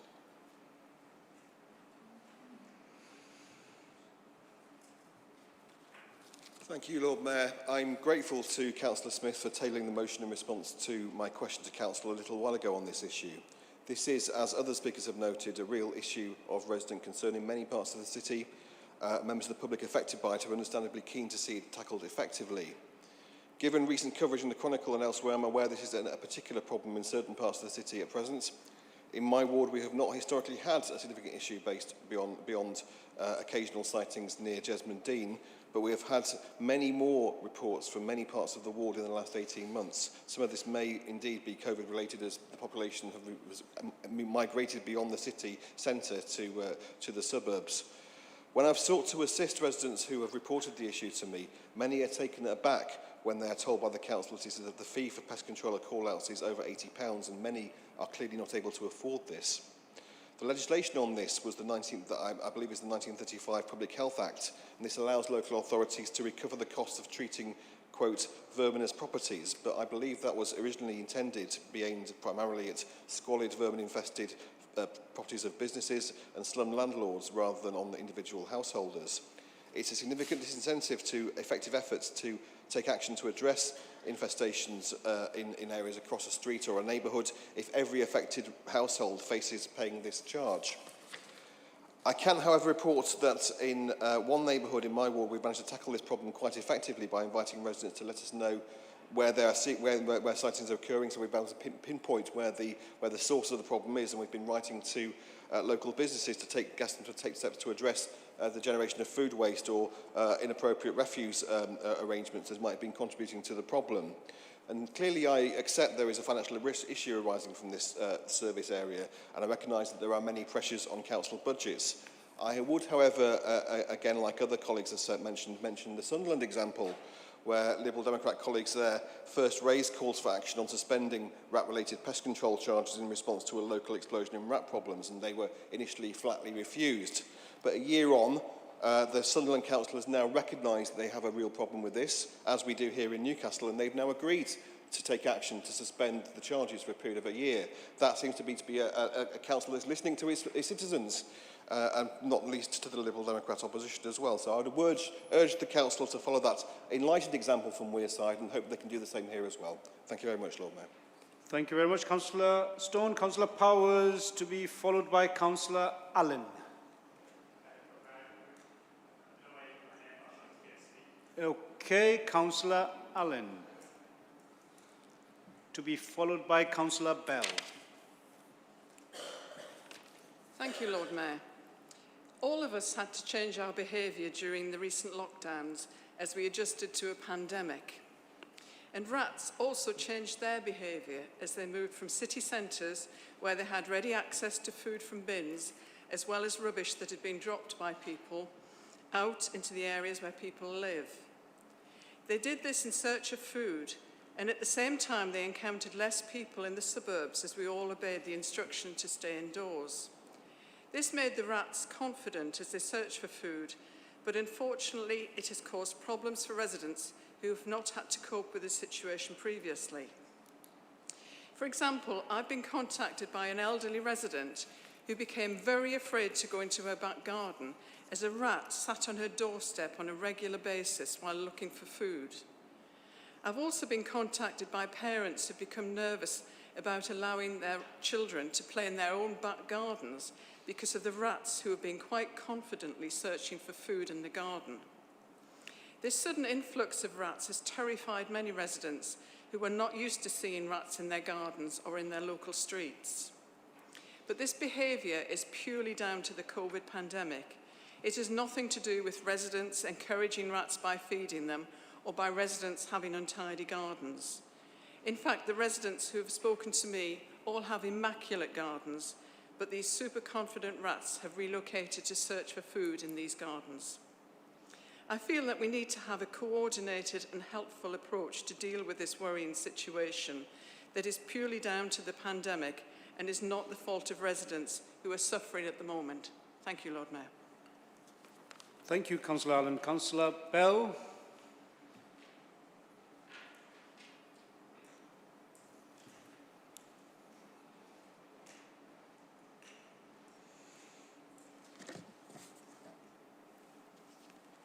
Thank you, Lord Mayor. While I'm just sterilising my hands, can I just ask a point of order, whether or not it is actually suitable for Council to be discussing this issue tonight, because most of the debate so far has been about a budget, and I would have thought that this should really have been discussed at a budget council, not tonight. Lord Mayor, I can confirm that the notice of motion and the amendments were considered in accordance with standing orders. They do not actually make, or they do not propose that commitments are made which would incur financial expenditure. They ask that the matters are considered by Cabinet, which is entirely appropriate. Thank you for that clarity. Do you want to continue, Councillor Bell? Okay, thank you, Lord Mayor. We'll check up on the appropriateness of the clarity. What we have tonight, Lord Mayor, is a motion, an amended motion that's been brought, which unfortunately the content isn't factually correct in some areas. One I've mentioned, which is the budgetary implications, but two, about the implications and what it implies about rats and mice will transmit many diseases.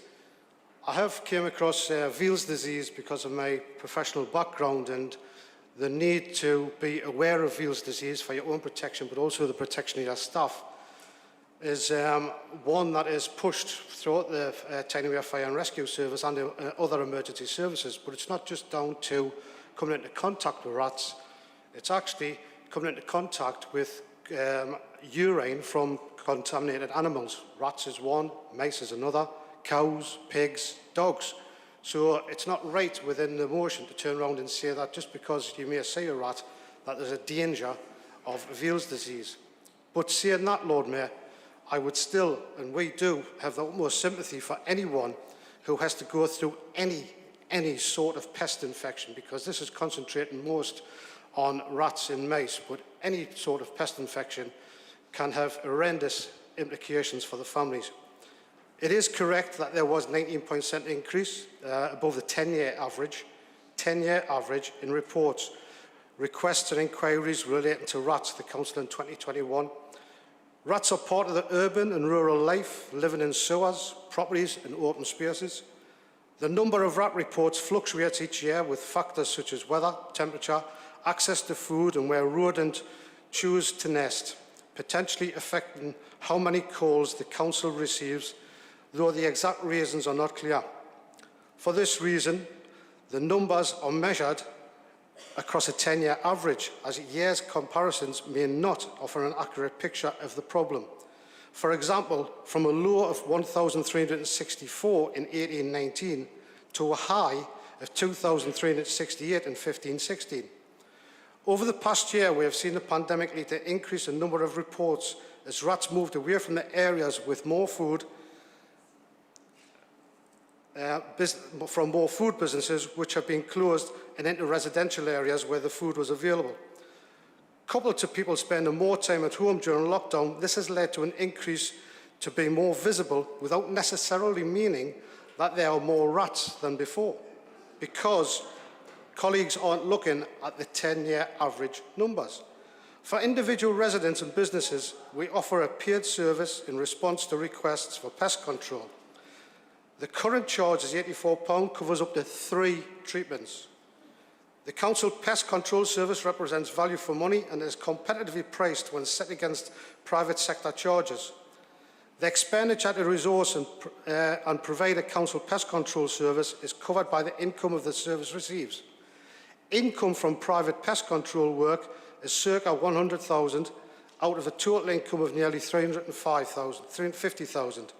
Even this income, the Council Pest Control Service is projected to operate with a trading deficit of nearly 30,000 in 21-22. To suspend pest control charges for rats and mice for 12 months as suggested, there will be a cost pressure to the Council budget of approximately £130,000 to £150,000 based on 2019 pre-pandemic income. This gap would need to be taken from elsewhere.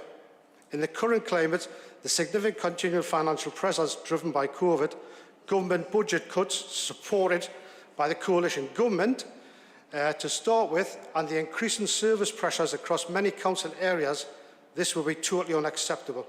I therefore urge all colleagues to vote against this motion, but continue to support our staff and continue to support the resources that are required to keep pests and rats under control in our great city. Thank you for your time, Lord Mayor. Thank you, Councillor Bell. Can I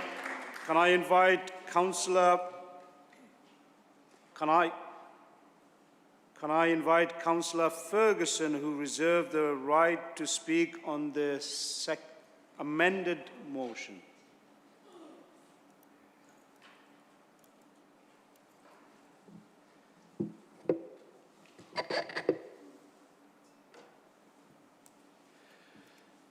Thank you, Lord Mayor.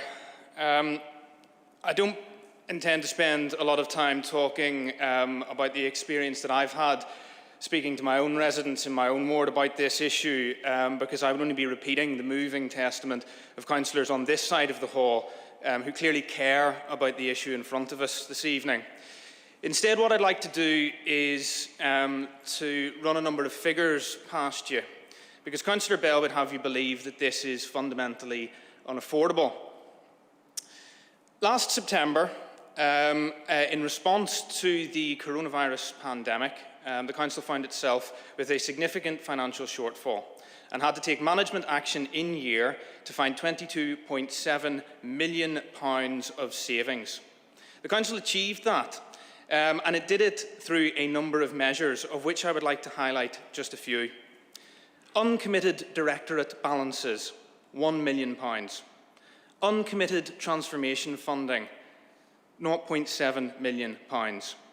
Savings from restricting non-essential spend on supplies and services, £1.6 million. That's a sum total of £3.3 million. And what we are talking about here, if the entire fee was to be waived, is a sum of less than 5% of that figure that I've just quoted there. Now, what I'm not trying to do is draw an equivalence between a response to the coronavirus pandemic and dealing with rats in the city. What I am trying to say is that the scale of the problem is manageable, and this administration has clearly shown that when it has the will, it will find a way. So it is wholly unconvincing to me that they're telling us that they can't. It's clear that simply they won't. I'm very sorry that Councillor Bell and Cabinet don't really want to do their homework on this, but the amendment and the motion were very clearly worded to ask Cabinet to go back and have a think about this. Our amendment seeks to provide flexibility in providing a response, moving in line with other local authorities, as has been mentioned, that have responded to this issue on behalf of their residents. It doesn't present a fait accompli to Cabinet, it doesn't force a particular solution, it merely asks them to think about it. But we would have it rejected out of hand if the Cabinet got their way. There is a problem here. Councillor Bell's attempts to explain it away are wholly unconvincing. They are undermined by his own administration's figures. We all can see it. Do something about it. Thank you, Councillor Ferguson. Can I invite Councillor Donnelly, who reserved the right to speak on the original motion. Thank you, Lord Mayor. Council is fully aware that there's been an almost a 20% increase in the rat population. We need to do everything to minimise the risk to public health and harm from children and adults. Knowing of this increase, it is greater now than ever before to inevitably take action in the rise in numbers. Newcastle is charging way above other local authorities. North Tyneside charges £20, South Tyneside charge £62.50, Northumberland County Council charge £55, reduced to £27.50 if on allowances, as they have a concession policy. Clearly, it is obvious for all to see Newcastle is charging above other local authorities and not offering the same concessions. The biggest enlightening change, however, is Sunderland City Council, addressing the real problem at hand by introducing a 12-month free period to tackle the serious issue of rats. They are also going one step further in taking on 6 new officers to tackle pest control issues across their city. Newcastle has accepted that there's been an increase in the problem. It needs to also accept that we are charging more than any other North East neighbours, whilst at the same time Sunderland is taking the correct steps to eradicate the issue.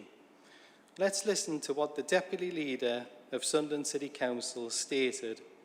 The local authority recognises the impact of the pandemic and doesn't want people to miss out on a vital service. Many households have faced unseen challenges during the COVID-19 pandemic. We recognise this and we want to make sure that no one has to miss out on accessing important frontline services. I am sure that Newcastle City Council will want to fall in line with our closest neighbours by addressing the difference in costs and, most importantly, go one step further and joining Sunderland in scrapping the costs for a period of 12 months. Lord Mayor, let's, if we've got to introduce the guillotine tonight, let's do it on the rats and bring this issue to an end. Thank you.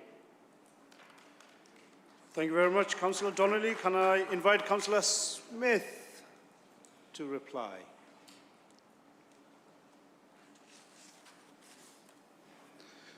Thank you, Lord Mayor. Lord Mayor, Councillor Cott has highlighted the cost pressures, which I understand. This motion is about asking Cabinet to look again. It is not about us asking Council to agree this. Councillor Stone has said that Sunderland Council has recognised the need to take action. Why can Sunderland recognise it and Newcastle not? Councillor Allen has talked about the change in behaviour in rats caused as a direct result of the pandemic, and this is why we've got the problem. Councillor Bell, I was surprised at his comments, Lord Mayor, concerning the accuracy of the motion. The words were actually copied from the Council's website, so I can read them out if Councillor Bell would like. But it's taken directly from the Council's own website. So if it's inaccurate, it needs to be changed, Lord Mayor. The £84 cost of getting rid of rats is more than the job seekers' allowance per week. It is 61% of the basic state pension per week. It is unaffordable for many of our residents. Lord Mayor, from the comments tonight, I think the rat population will sleep soundly knowing that Labour councillors are on their side against residents. Thank you very much. Thank you, Councillor Smith. Is the amended motion agreed? Do we require a vote? Yeah?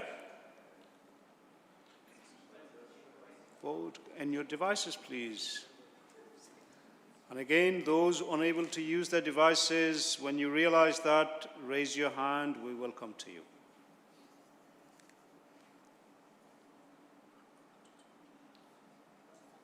So everyone voted? Those able to use their devices? Let's start on the left. I see 1, 2, 3, 4, 5, 6 hands. Is that yes or no? Yes from, so 6 yeses on the left. On the right-hand side, 1 hand. Is that a yes or no? No. There's 2 hands. No. So we've got 2 no's on the right. What does that do? I can't see that. It's not carried. Okay. So is the original motion agreed? No. We require a vote. Back on your devices again, please.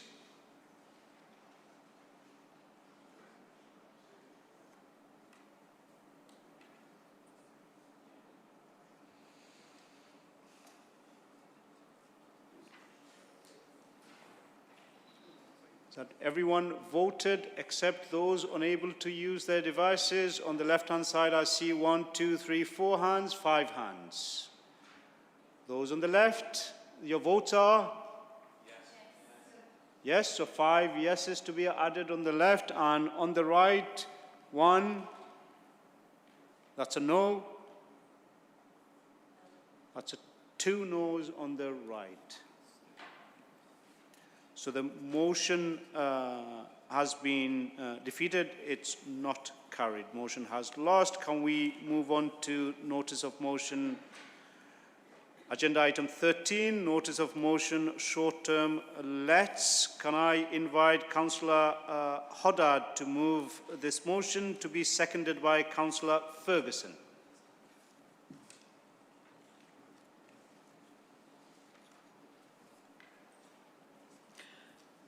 Thank you, Lord Mayor, for the opportunity to present this motion to Council. I'll try to be brief and won't bother everybody by repeating the information about the nature of the issue as it's outlined in the motion. But I do want to draw Council's attention to this issue as it over recent years has affected other local authorities around the globe as well as in parts of the UK. It's affected other cities and especially holiday towns around the coastline. Until the past year or two, it's not a problem that we've experienced much here in our city, despite the numbers of people who come here for short visits, for instance, for sporting events or sightseeing or specific celebrations like a family wedding.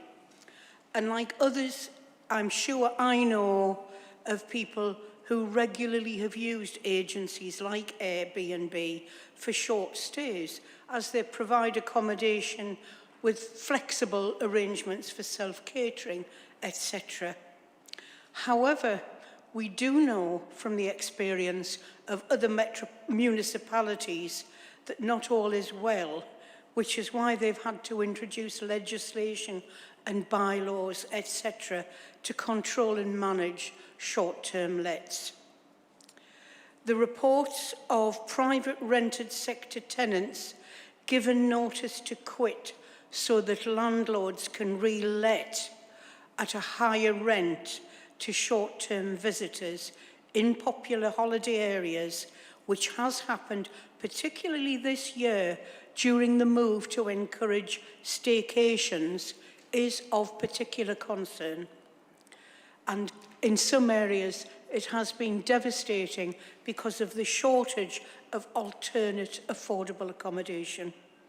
In some places like Cornwall, locals who have been evicted have been unable to find any sort of accommodation to rent or buy because they've been snapped up by external people who can afford to buy up these properties and reclassify them as holiday homes. Even more worrying is that many of these properties have claimed council tax exemption or business rate relief, and it has adversely affected the council's income in some locations. The number of holiday lets has grown exponential, with the business rates relief going to owners who don't even live in that borough. And it is reckoned that Cornwall has lost millions in the past year from lack of council tax. In Newcastle now, in some of our suburbs, in Heaton and Ousburn, we have started to receive complaints from longer-term residents about the disruption caused by these renters because they've been noisy and no concern for their neighbours. They've held raucous parties, etc. We've also heard of drunken behaviour and fights in the street from people who've come for stag and hen parties. And by the time a local resident makes a complaint and an official can visit, the offenders have packed up and gone. And you can imagine what it's been like for those families living in a block of, say, 6 flats, where 3 have been advertised as short-term lets. So there's constant churn and movement with people coming and going at all hours, as well as the problems of unloading cars, banging doors in and out, that sort of thing. We really need better legislation, as it's not kept up with the developments, which is why we make recommendations about developing a new holiday letting planning order. Also, we do need better licensing regulations, although we have been calling for a mandatory register for the private rented sector for as long as I can remember. Councillor Hoddard, can I remind you, you've got 30 seconds to wind up. Right, okay. I do hope that council members will recognise that this is a growing problem and we have to learn from the experiences of other authorities and that they will support the measures we've outlined here. I'm sorry the amendment doesn't support our recommendations for the council to undertake a widespread consultation, but nevertheless, thank you for your attention. Thank you very much, Councillor Hoddard. Can I call on Councillor Ferguson to move? Seconding, reserving the right to speak. Thank you. There is an amendment. Can I invite Councillor Kilgour to move the amendment to be seconded by Councillor McCarthy?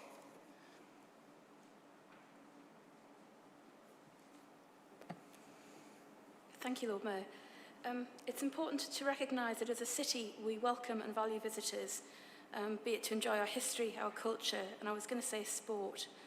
But if you're a Newcastle United fan, then there's not a lot of success to celebrate at the moment.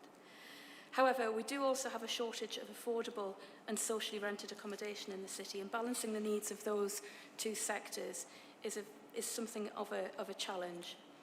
We want also to be able to protect the rights of tenants to enjoy their homes without fear of tenancies being prematurely terminated, as well as protecting our neighbourhoods from excessive noise and nuisance from properties being let as party houses. Legislation has not kept pace with the increase in holiday lets, and so the amendment, rightly, commits us to lobbying government, departments and ministers about mandatory licensing of short-term holiday lets and Airbnb-style lets, policies to protect residential neighbourhoods from large holiday accommodation, mandatory standards of management, age checks and a fixed penalty fine system for non-compliance and antisocial behaviour. We need the government to act, to legislate and to give us the tools councils need, including the funding, in order to deal with these issues. I move the amendment, Lord Mayor. Thank you very much, Councillor Kilgour. Councillor McCarthy to second the amendment. Thank you, Lord Mayor. In the interests of getting through the business tonight, I only want to focus on a couple of areas. I'm disappointed that Councillor Huddart doesn't see this as a friendly amendment, but I think what we're trying to do here is set out the clear issues that need to be considered by Council. Specifically, Lord Mayor, we cannot enforce a local registration scheme. Of course, if we hadn't had as many cuts over the last 11 years, we might have had the resources to be able to implement other changes that would support this work. Lord Mayor, we've got to recognise, as Councillor Huddart said, that the legislation hasn't kept pace with the changing in housing. Actually, I recognise that many people use Airbnb. Many people in this room have probably booked up Airbnb, and it's really evident, therefore, that we need new legislation to take all of that change in our accommodation use into account. I think what we've done in this amendment, Lord Mayor, is tighten up the proposals and make sure that we're lobbying the right people, that we get the support of the local government association as well as the government. I second the amendment. Thank you, Lord Mayor. Thank you, Councillor McCarthy. Can I invite Councillor Powers, who have indicated to speak, to be followed by Councillor Taylor.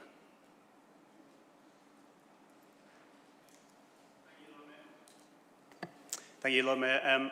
I will try not to repeat other contributions that other people have made, but I did want to share a couple of things. First of all, obviously support the amendment. What I would like to say is obviously a lot of the motion we focus on the problem of Airbnb. I think it's important that we recognise this as a sector-wide problem, much like when we criticise Uber for practices. Again, it's more generic in terms of talking about that whole sector. With that in mind, I did want to share a story of a resident in our city that contacted me a couple of years ago now. It boils down to the problem of permitted developments, and we're seeing a lot of our former office blocks being turned over into substandard accommodation. This resident contacted me because they thought they were staying in a private halls of residence setup. That private halls of residence setup turned out to be more of a mixture of accommodation for longer-term residents, for young professionals and students. But a large part of that accommodation was being rented out on an Airbnb basis. And on some occasions, there was reports that in some of the shared apartments, because they were contracted on a room-by-room basis, some of those rooms were advertised on Airbnb by the owner of that property, while other rooms were rented out by students living there. And this resident who contacted me was an 18-year-old girl and asked me the question of how would you feel going on a night out with your friends and coming home and not being sure who might be present in your accommodation when you come home. That's the type of issues that we face with an unregulated and unlegislated sector, such as short-term holiday lets. And because it's such an attractive proposition for people who own these properties to rent out on that platform or similar platforms, it can lead to quite worrying situations in our city, both in terms of practical situations such as loud noises and parties and things like that, to more serious risk assessment issues. When I challenged that particular developer on that process and said, you know, if you're going to rent out your accommodation on a long term, surely you become a hotel by that point and you should be paying business rates and such. They advised me that they were well acknowledged of the rules and how many days they could get away with renting out the properties in such a manner, and had no intention of changing their setup because they thought it was fair and appropriate, at least within the rules. So I know this is an important issue for our city to be able to tackle. And I think it's a great shame that the government once again gives powers to areas like London to be able to take decisive action on this issue by limiting the number of days that properties can be rented out on platforms such as Airbnb. I think, once again, if it's good enough for London, it should be good enough for Newcastle. And I hope really that the government would listen to our pleas and giving us the powers that we need to be able to take action on these particular issues. Thank you. Thank you, Councillor Powers. Councillor Taylor? Thank you, Lord Mayor. I'd like to tell Council about the problems for a resident living in a residential area where a property next door has become a short-term let. I've had a complaint from a resident in my ward who earlier this year found that her couple next door had moved to France and let their property to a company called EJS Estates. Soon there were a number of young people staying in the flat. She said they were spitting from the upstairs window, throwing rubbish into the garden next door, playing loud music, smoking cannabis, and being generally inconsiderate.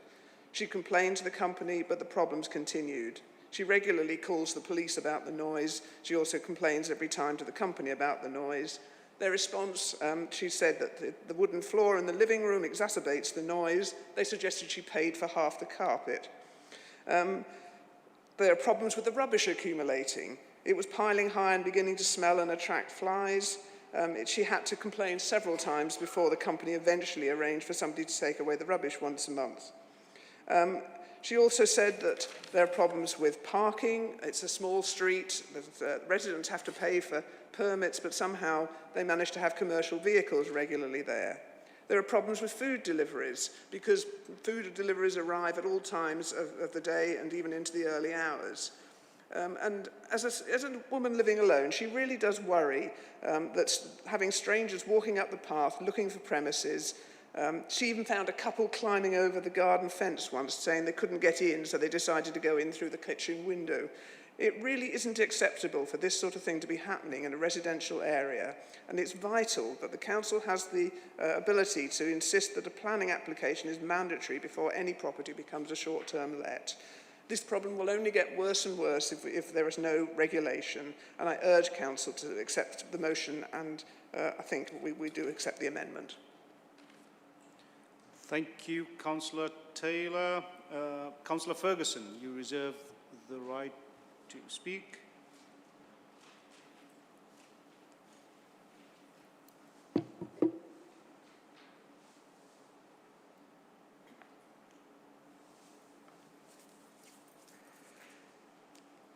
Thank you, Lord Mayor. I'm seconding this motion on behalf of the residents that have raised this with me directly and have spoken of the issues that they're facing and their desire to see something done about it. I spoke to them before the last meeting of council, and they spoke movingly of a number of issues that they've been experiencing. In their block of flats, they estimate that roughly 10% of the apartments in their building are short-term lets. They spoke to me passionately about their desire to build a sense of community amongst the residents of their apartments, but being stymied in doing so because of the churn of people that they experience on a regular basis through short-term lets of anything from days to weeks. They informed me that, strictly speaking, by the leasehold arrangements that they have, it's not really appropriate for short-term lets to be taken out in the flats that they live in. However, enforcement is a challenge, and they have had no progress in trying to deal with this through the channels that they currently have. They asked me to raise this matter, and I was very pleased to be asked to second the motion that my colleague brought forward.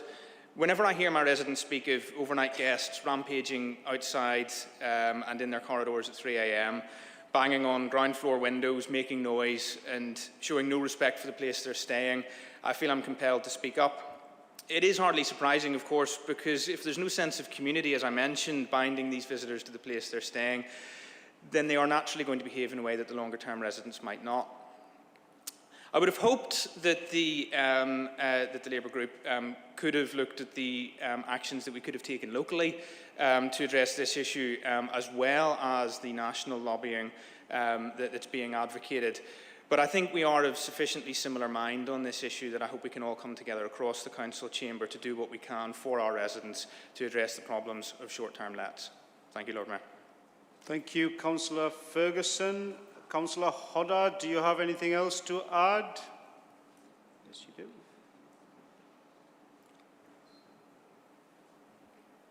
Thank you, Lord Mayor. Just a couple of short comments. Just in response to Councillor Powers, I did specifically recognise that there were other organisations offering short-term lets, not just Airbnb.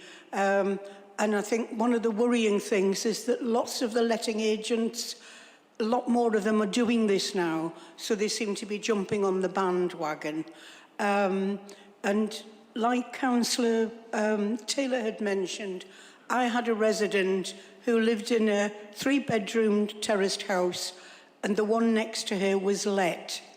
And one weekend there were some people there, and they kept her children awake the entire weekend with the party and the noise. And on the Sunday afternoon, when they left, there were 22 people who left. So there were 22 people who'd been crammed into a 3-bedroom terrace. Anyway, just in response to Councillor McCarthy's comment, I did see it as a friendly amendment, and I did say that to Linda Hobson at the last council meeting, as we fell out of time for it. So I did want to thank everybody who's spoken. I'm glad people are recognising that this is a growing problem, and we are perfectly happy to accept the amendment. Thank you, Lord Mayor. Thank you very much, Councillor Hodder. So is the amended motion agreed? That becomes a substantive motion. Thank you very much. Moving on to item 14, notice of motion valuing children. Can I invite Councillor Morrissey to move this motion, to be seconded by Councillor Cott?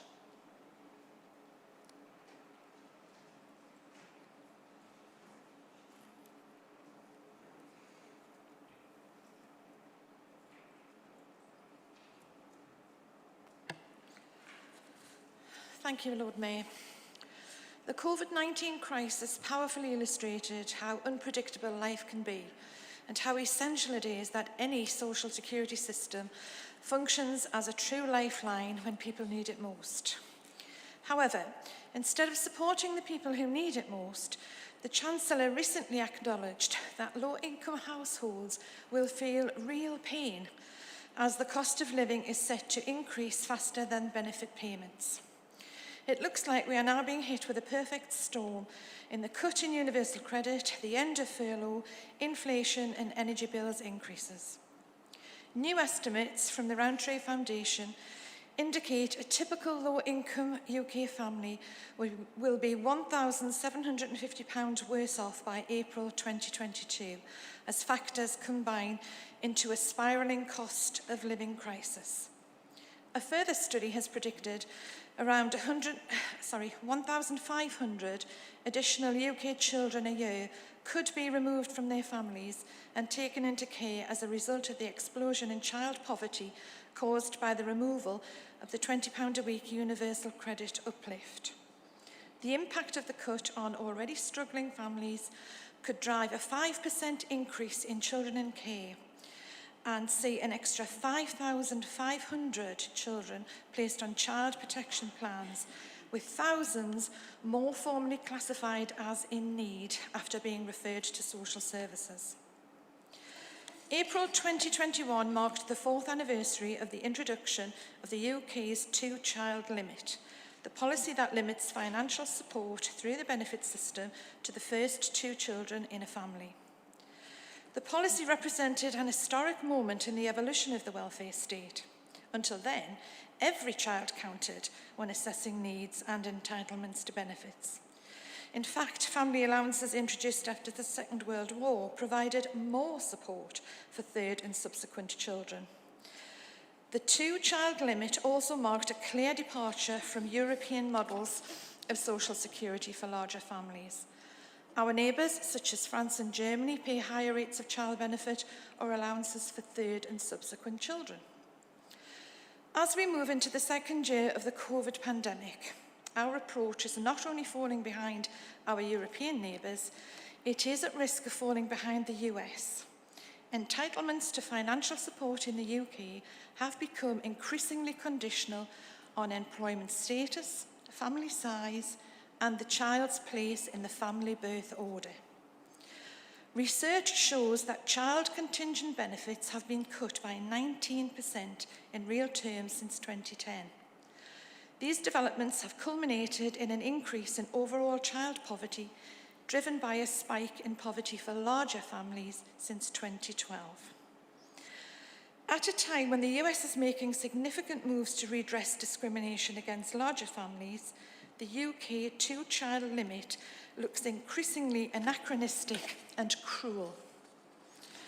The pandemic and the recent package from the US to reduce poverty have offered a stark reminder that the UK safety net has not only become inadequate, but that its structural design is flawed. Entitlements to benefit in the UK have moved away from being linked to social needs and instead become linked to behaviour, including the most personal of decisions, such as having a child.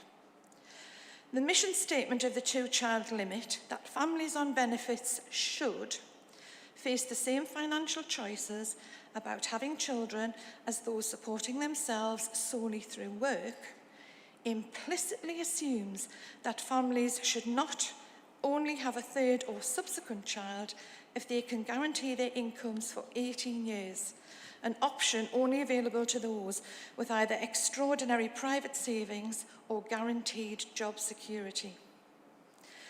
The pandemic has underlined the fallacy of that argument, many families who have never claimed benefits before will have found themselves newly affected by the two-child limit and could not have reasonably foreseen the repercussions of the pandemic. The policy will force many families into impossible decisions, such as whether to feed their children or pay bills, or, as a recent survey evidence shows, even whether or not to have a termination of pregnancy. Councillor Morrissey, can I ask you to conclude your presentation, please? You certainly can. We will have in Newcastle over 5,500 families by April 2022 that have 3 children or more. The circumstances of COVID forced the US government to rethink its approach on child poverty and larger families. It's about time the UK did the same and reinstated child benefit to all children. I urge all of you who profess to value children to support this motion. Thank you, Lord Mayor.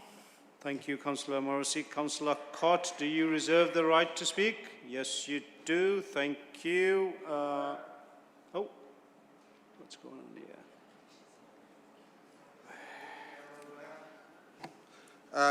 Can I ask that, I'll move rather, that we suspend Standing Order 19 to complete the agenda that's been sent out, not waste our own time, but actually complete the business, Lord Mayor. Do you have a seconder? Is that agreed? No, Lord Mayor. No. We don't need a vote, do we? No?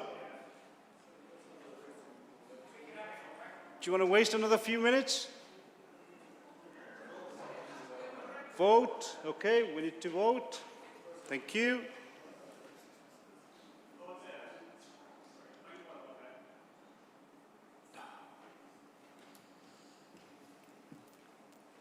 Sorry, my point of order is simply that given the guidance on meeting in public spaces at the moment and prolonging long-term meetings of people, given the COVID pandemic, is it really appropriate to hear a motion to suspend standing orders to prolong this meeting longer, given the risks to public health? Thank you. Thank you for that. We would have... Councillor Powers, in which standing order does it state what you've just said? It doesn't. Thank you. I don't need a reply to that. Thank you very much. Can we go to vote and deal with this matter? Your devices out. And those unable to use your devices, just raise your hand. I see 2, 3. So I've got 3 people on the left. Okay, is that yes or no? Vote. Yes. I've got... Oh, where's the 4th one? 4th there, sorry, I didn't see you. So 4 yeses. On the right, 1, 2, no. So that's a no. Continue on. We've got an amendment. Can I introduce Councillor Holland to move the amendment to be seconded by Councillor Kilgour? Councillor McCarthy is going to second. Okay, thank you.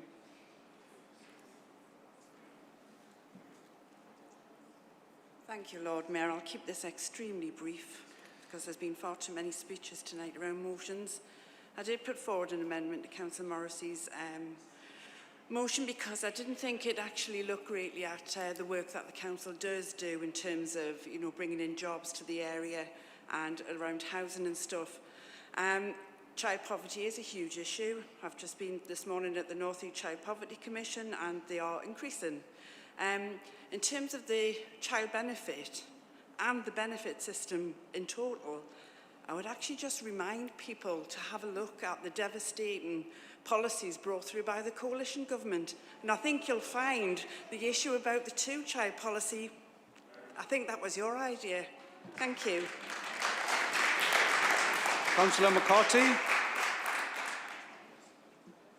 Thank you very much, Lord Mayor. We've spent a lot of time this evening looking at how we tackle inequalities as a City Council and addressing issues of poverty. And I think I want to thank Councillor Morrissey for bringing this motion forward. So while we might not agree totally with the content of it, we certainly support the intent that is behind this motion. And just to echo what Councillor Holland has just said, the coalition devastated children's centres in this city. Austerity has been a massive problem for us to address, and the government are coming back with a little tiny bit of funding, which no doubt will be competitive, to support local authorities like ours, Lord Mayor, who are trying to do their best. We've heard tonight a lot about public health, Lord Mayor, and the importance of the economic, social and health and well-being of our citizens. I think there's no stronger place that we can share that, in terms of our work with children and families. And actually what we are bringing forward in terms of family hubs across this city will put significant support in place for the most vulnerable people here. I am really pleased that Councillor Morrissey has recognised the mistakes of the coalition. I do think it's a real pity that they've not apologised for their part in benefit cuts to the most vulnerable in our city, or indeed in austerity, as we keep calling for every single year. Lord Mayor, I think I will move the amendment. I think, second the amendment, sorry, Lord Mayor. And also, just to say, Councillor Morrissey attended the recent Policy Cabinet where we talked about a lot of work that we're doing in terms of jobs and the support that not just the Council but the partners across the city are working on. And finally, Lord Mayor, the work of active inclusion, which all of us receive a weekly update, protects hundreds of our citizens. That's because we've got a Labour councillor here, Lord Mayor, who are doing their best to protect the most vulnerable in our city. Thank you. Thank you, Councillor McCarthy. Can I call on Councillor Higgins? And while Councillor Higgins is approaching the lectern, can I remind colleagues, when a colleague is speaking, if you do disagree gently so that the chair is not distracted, nor is the speaker distracted, please. Thank you. Yes, thank you, Lord Mayor. I would like to speak in support of the amendment, and I'd like to actually abbreviate the speech that I had prepared, because I just want to reiterate some of the points that have been made, and I'm going to read the second paragraph of my speech that I'd prepared for this evening. However, I would like to take Councillor Morrissey and her colleagues back to the days of the last Labour government, painful as it might be for them. An independent report compiled at that time indicated that between 1998 and 2010, the Labour government had reduced child poverty on a scale unmatched by any other industrialised nation. A major feature of this success was the introduction of Sure Start centres, and I visited many outstanding examples of these in my own ward of Benwell and Scotswood, linked to schools and nurseries in the area. They provided families and parents with the vital guidance and support required during those crucial early years in the lives of their children. Then along came the Tories in 2010, with George Osborne and his austerity politics aided and abetted by the party opposite. Funding was cut by 2/3 to the Sure Start programme, and a subsequent report in 2019 showed that between 500 and 1,000 of those centres located in our most disadvantaged communities had been closed with no alternative child provision in place.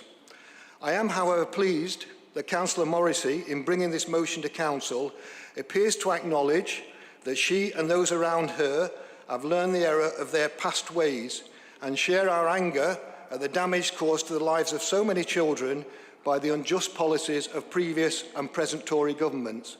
We will continue through our excellent local Labour MPs to lobby on behalf of these children, and I commend this amended motion to Council this evening, Lord Mayor. Thank you very much. Thank you, Councillor Higgins. Can I invite Councillor Cott, who reserved the right to speak?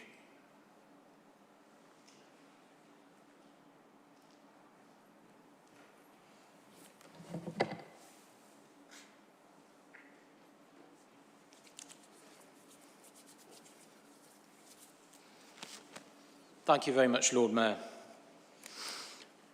Let me say to start with, there is no party in this chamber that cares more for the social contract to safeguard the disadvantaged and to build a fairer society. We have done everything possible in this chamber, in and out of administration, to tackle the problems that face our residents in this city. And when I was portfolio holder for children and young people, this council had beacon status for tackling and preventing child poverty. What has happened to that subsequently? And I think it's time for a few home truths. When Labour was in power, Labour took us into a financial crisis, which Labour then said required cuts. You wanted to make cuts as well. The Liberal Democrats had a very difficult decision to make in 2010, and we had to make the best decisions for the people of the country. And we did in the national interest.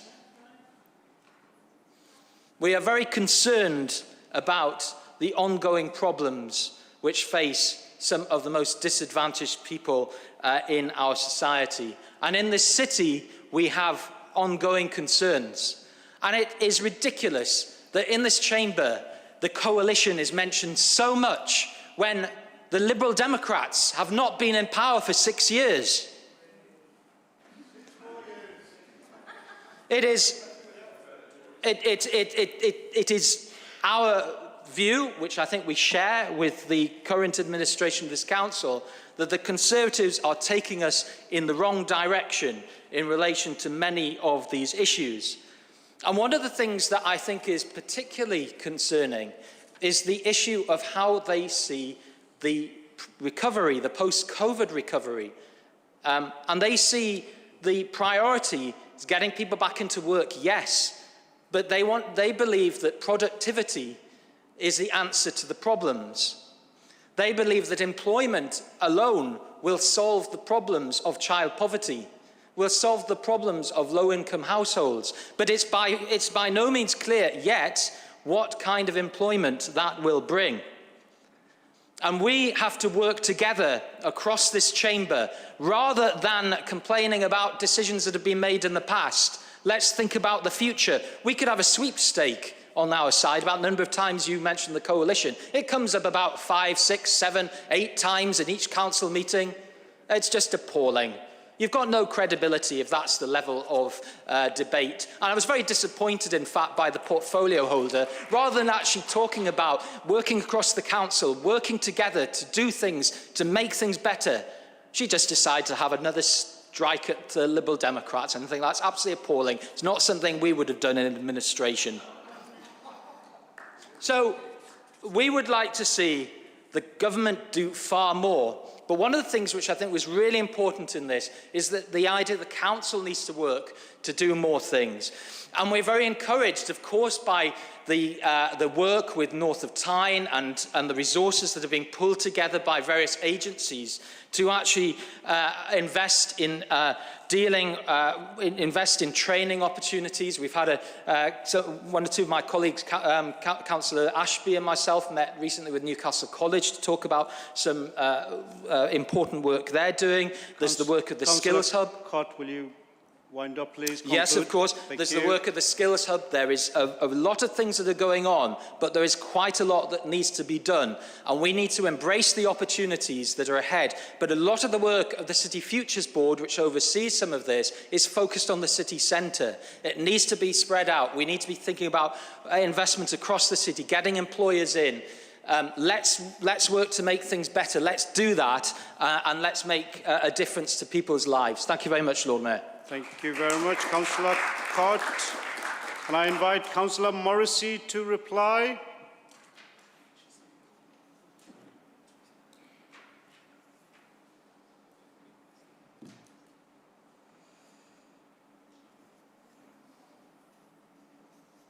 Thank you, Lord Mayor. I'll be quite brief. As a teacher, I often give feedback to students. Tonight, I feel like it's, well, she did okay, but she could do better. So, thank you for that. I'm doing okay. We have fundamental differences about how things should be done, but I think ultimately we all are here for the right reasons. It's how we get there and what that journey is to getting there.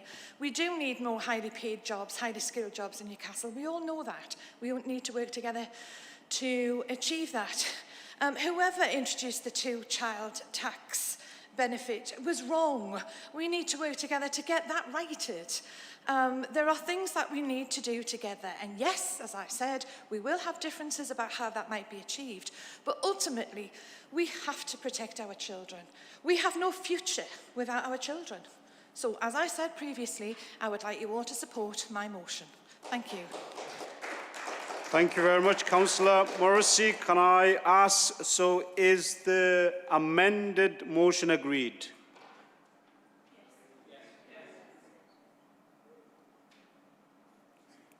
Sorry? Yeah.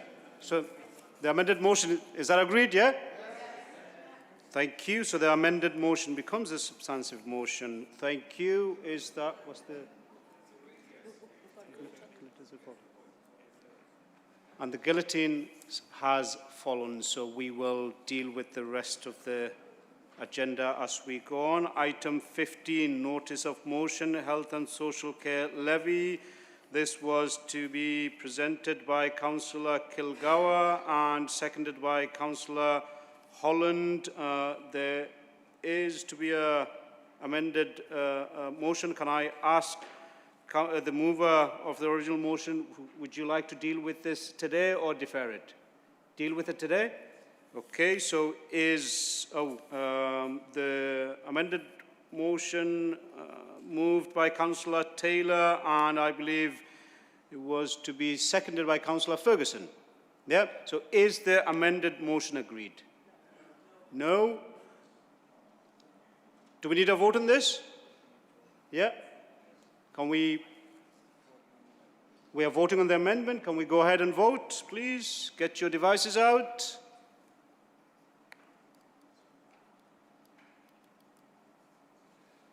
And those unable to vote, using your device, I've got 2 here on the left. Anybody else on the left?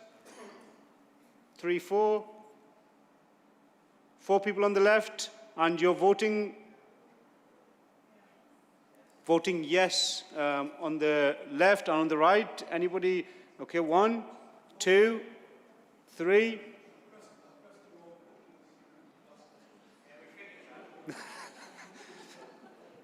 So 2, and the third one should. Okay, what does that do to the magic? Okay, so the amendment is rejected. Is the original motion agreed? I hear agreed, yeah? Okay, thank you very much. Moving on to item 16, notice of motion, elections bill to be moved by Councillor Ion, seconded by Councillor Gray. Can I ask the mover and the seconder, would you like to deal with this motion today or defer it? Defer it, okay, that's 16 to be deferred. 17, notice of motion, prevent cancer, to be moved by Councillor Ali, seconded by Councillor Ion. Can I ask the mover and the seconder, would you like to deal with it tonight or defer it? Dealt with it today. So is this, there is no amendment to this, I don't see. Is this agreed? Thank you. Item 18, notice of motion, children and young people mental health support. This to be moved by Councillor Kemp, to be seconded by Councillor Holland. Can I ask the mover and the seconder, would you like to deal with it tonight or defer?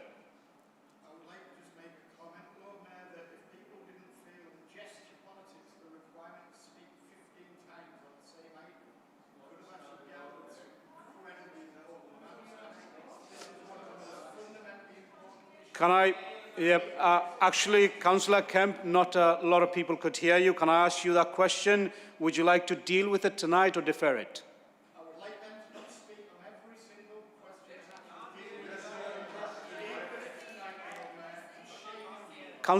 Councillor Kemp, thank you very much. To be dealt with tonight, is this motion agreed?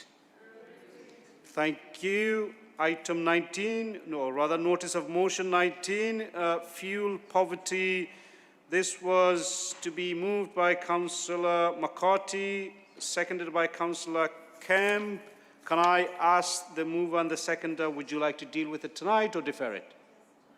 Deal with it tonight. I don't see an amendment to this. Is this motion agreed? Thank you. 20, notice of motion, Carers' Rights Day. This item to be moved by Councillor Shotwell, seconded by Councillor Kilgour. Can I ask the mover and the seconder, would you like to deal with it tonight or defer? Dealt with tonight. I don't see an amended version. Is this agreed? Thank you. Number 21, notice of motion, Roads and Pavement, to be moved by Councillor Taylor, seconded by Councillor Allen. There is an amendment, Councillor Bell to move, and seconded by Councillor Penny Evans. Can I ask the mover of the original motion, would you like to deal with it tonight or deferred? Deferred, so this is to be deferred. Number 22, notice of motion, improve democracy by ensuring the council business is fully covered, debated and discussed. Councillor Donnelly to move and seconded by Councillor Smith. Can I,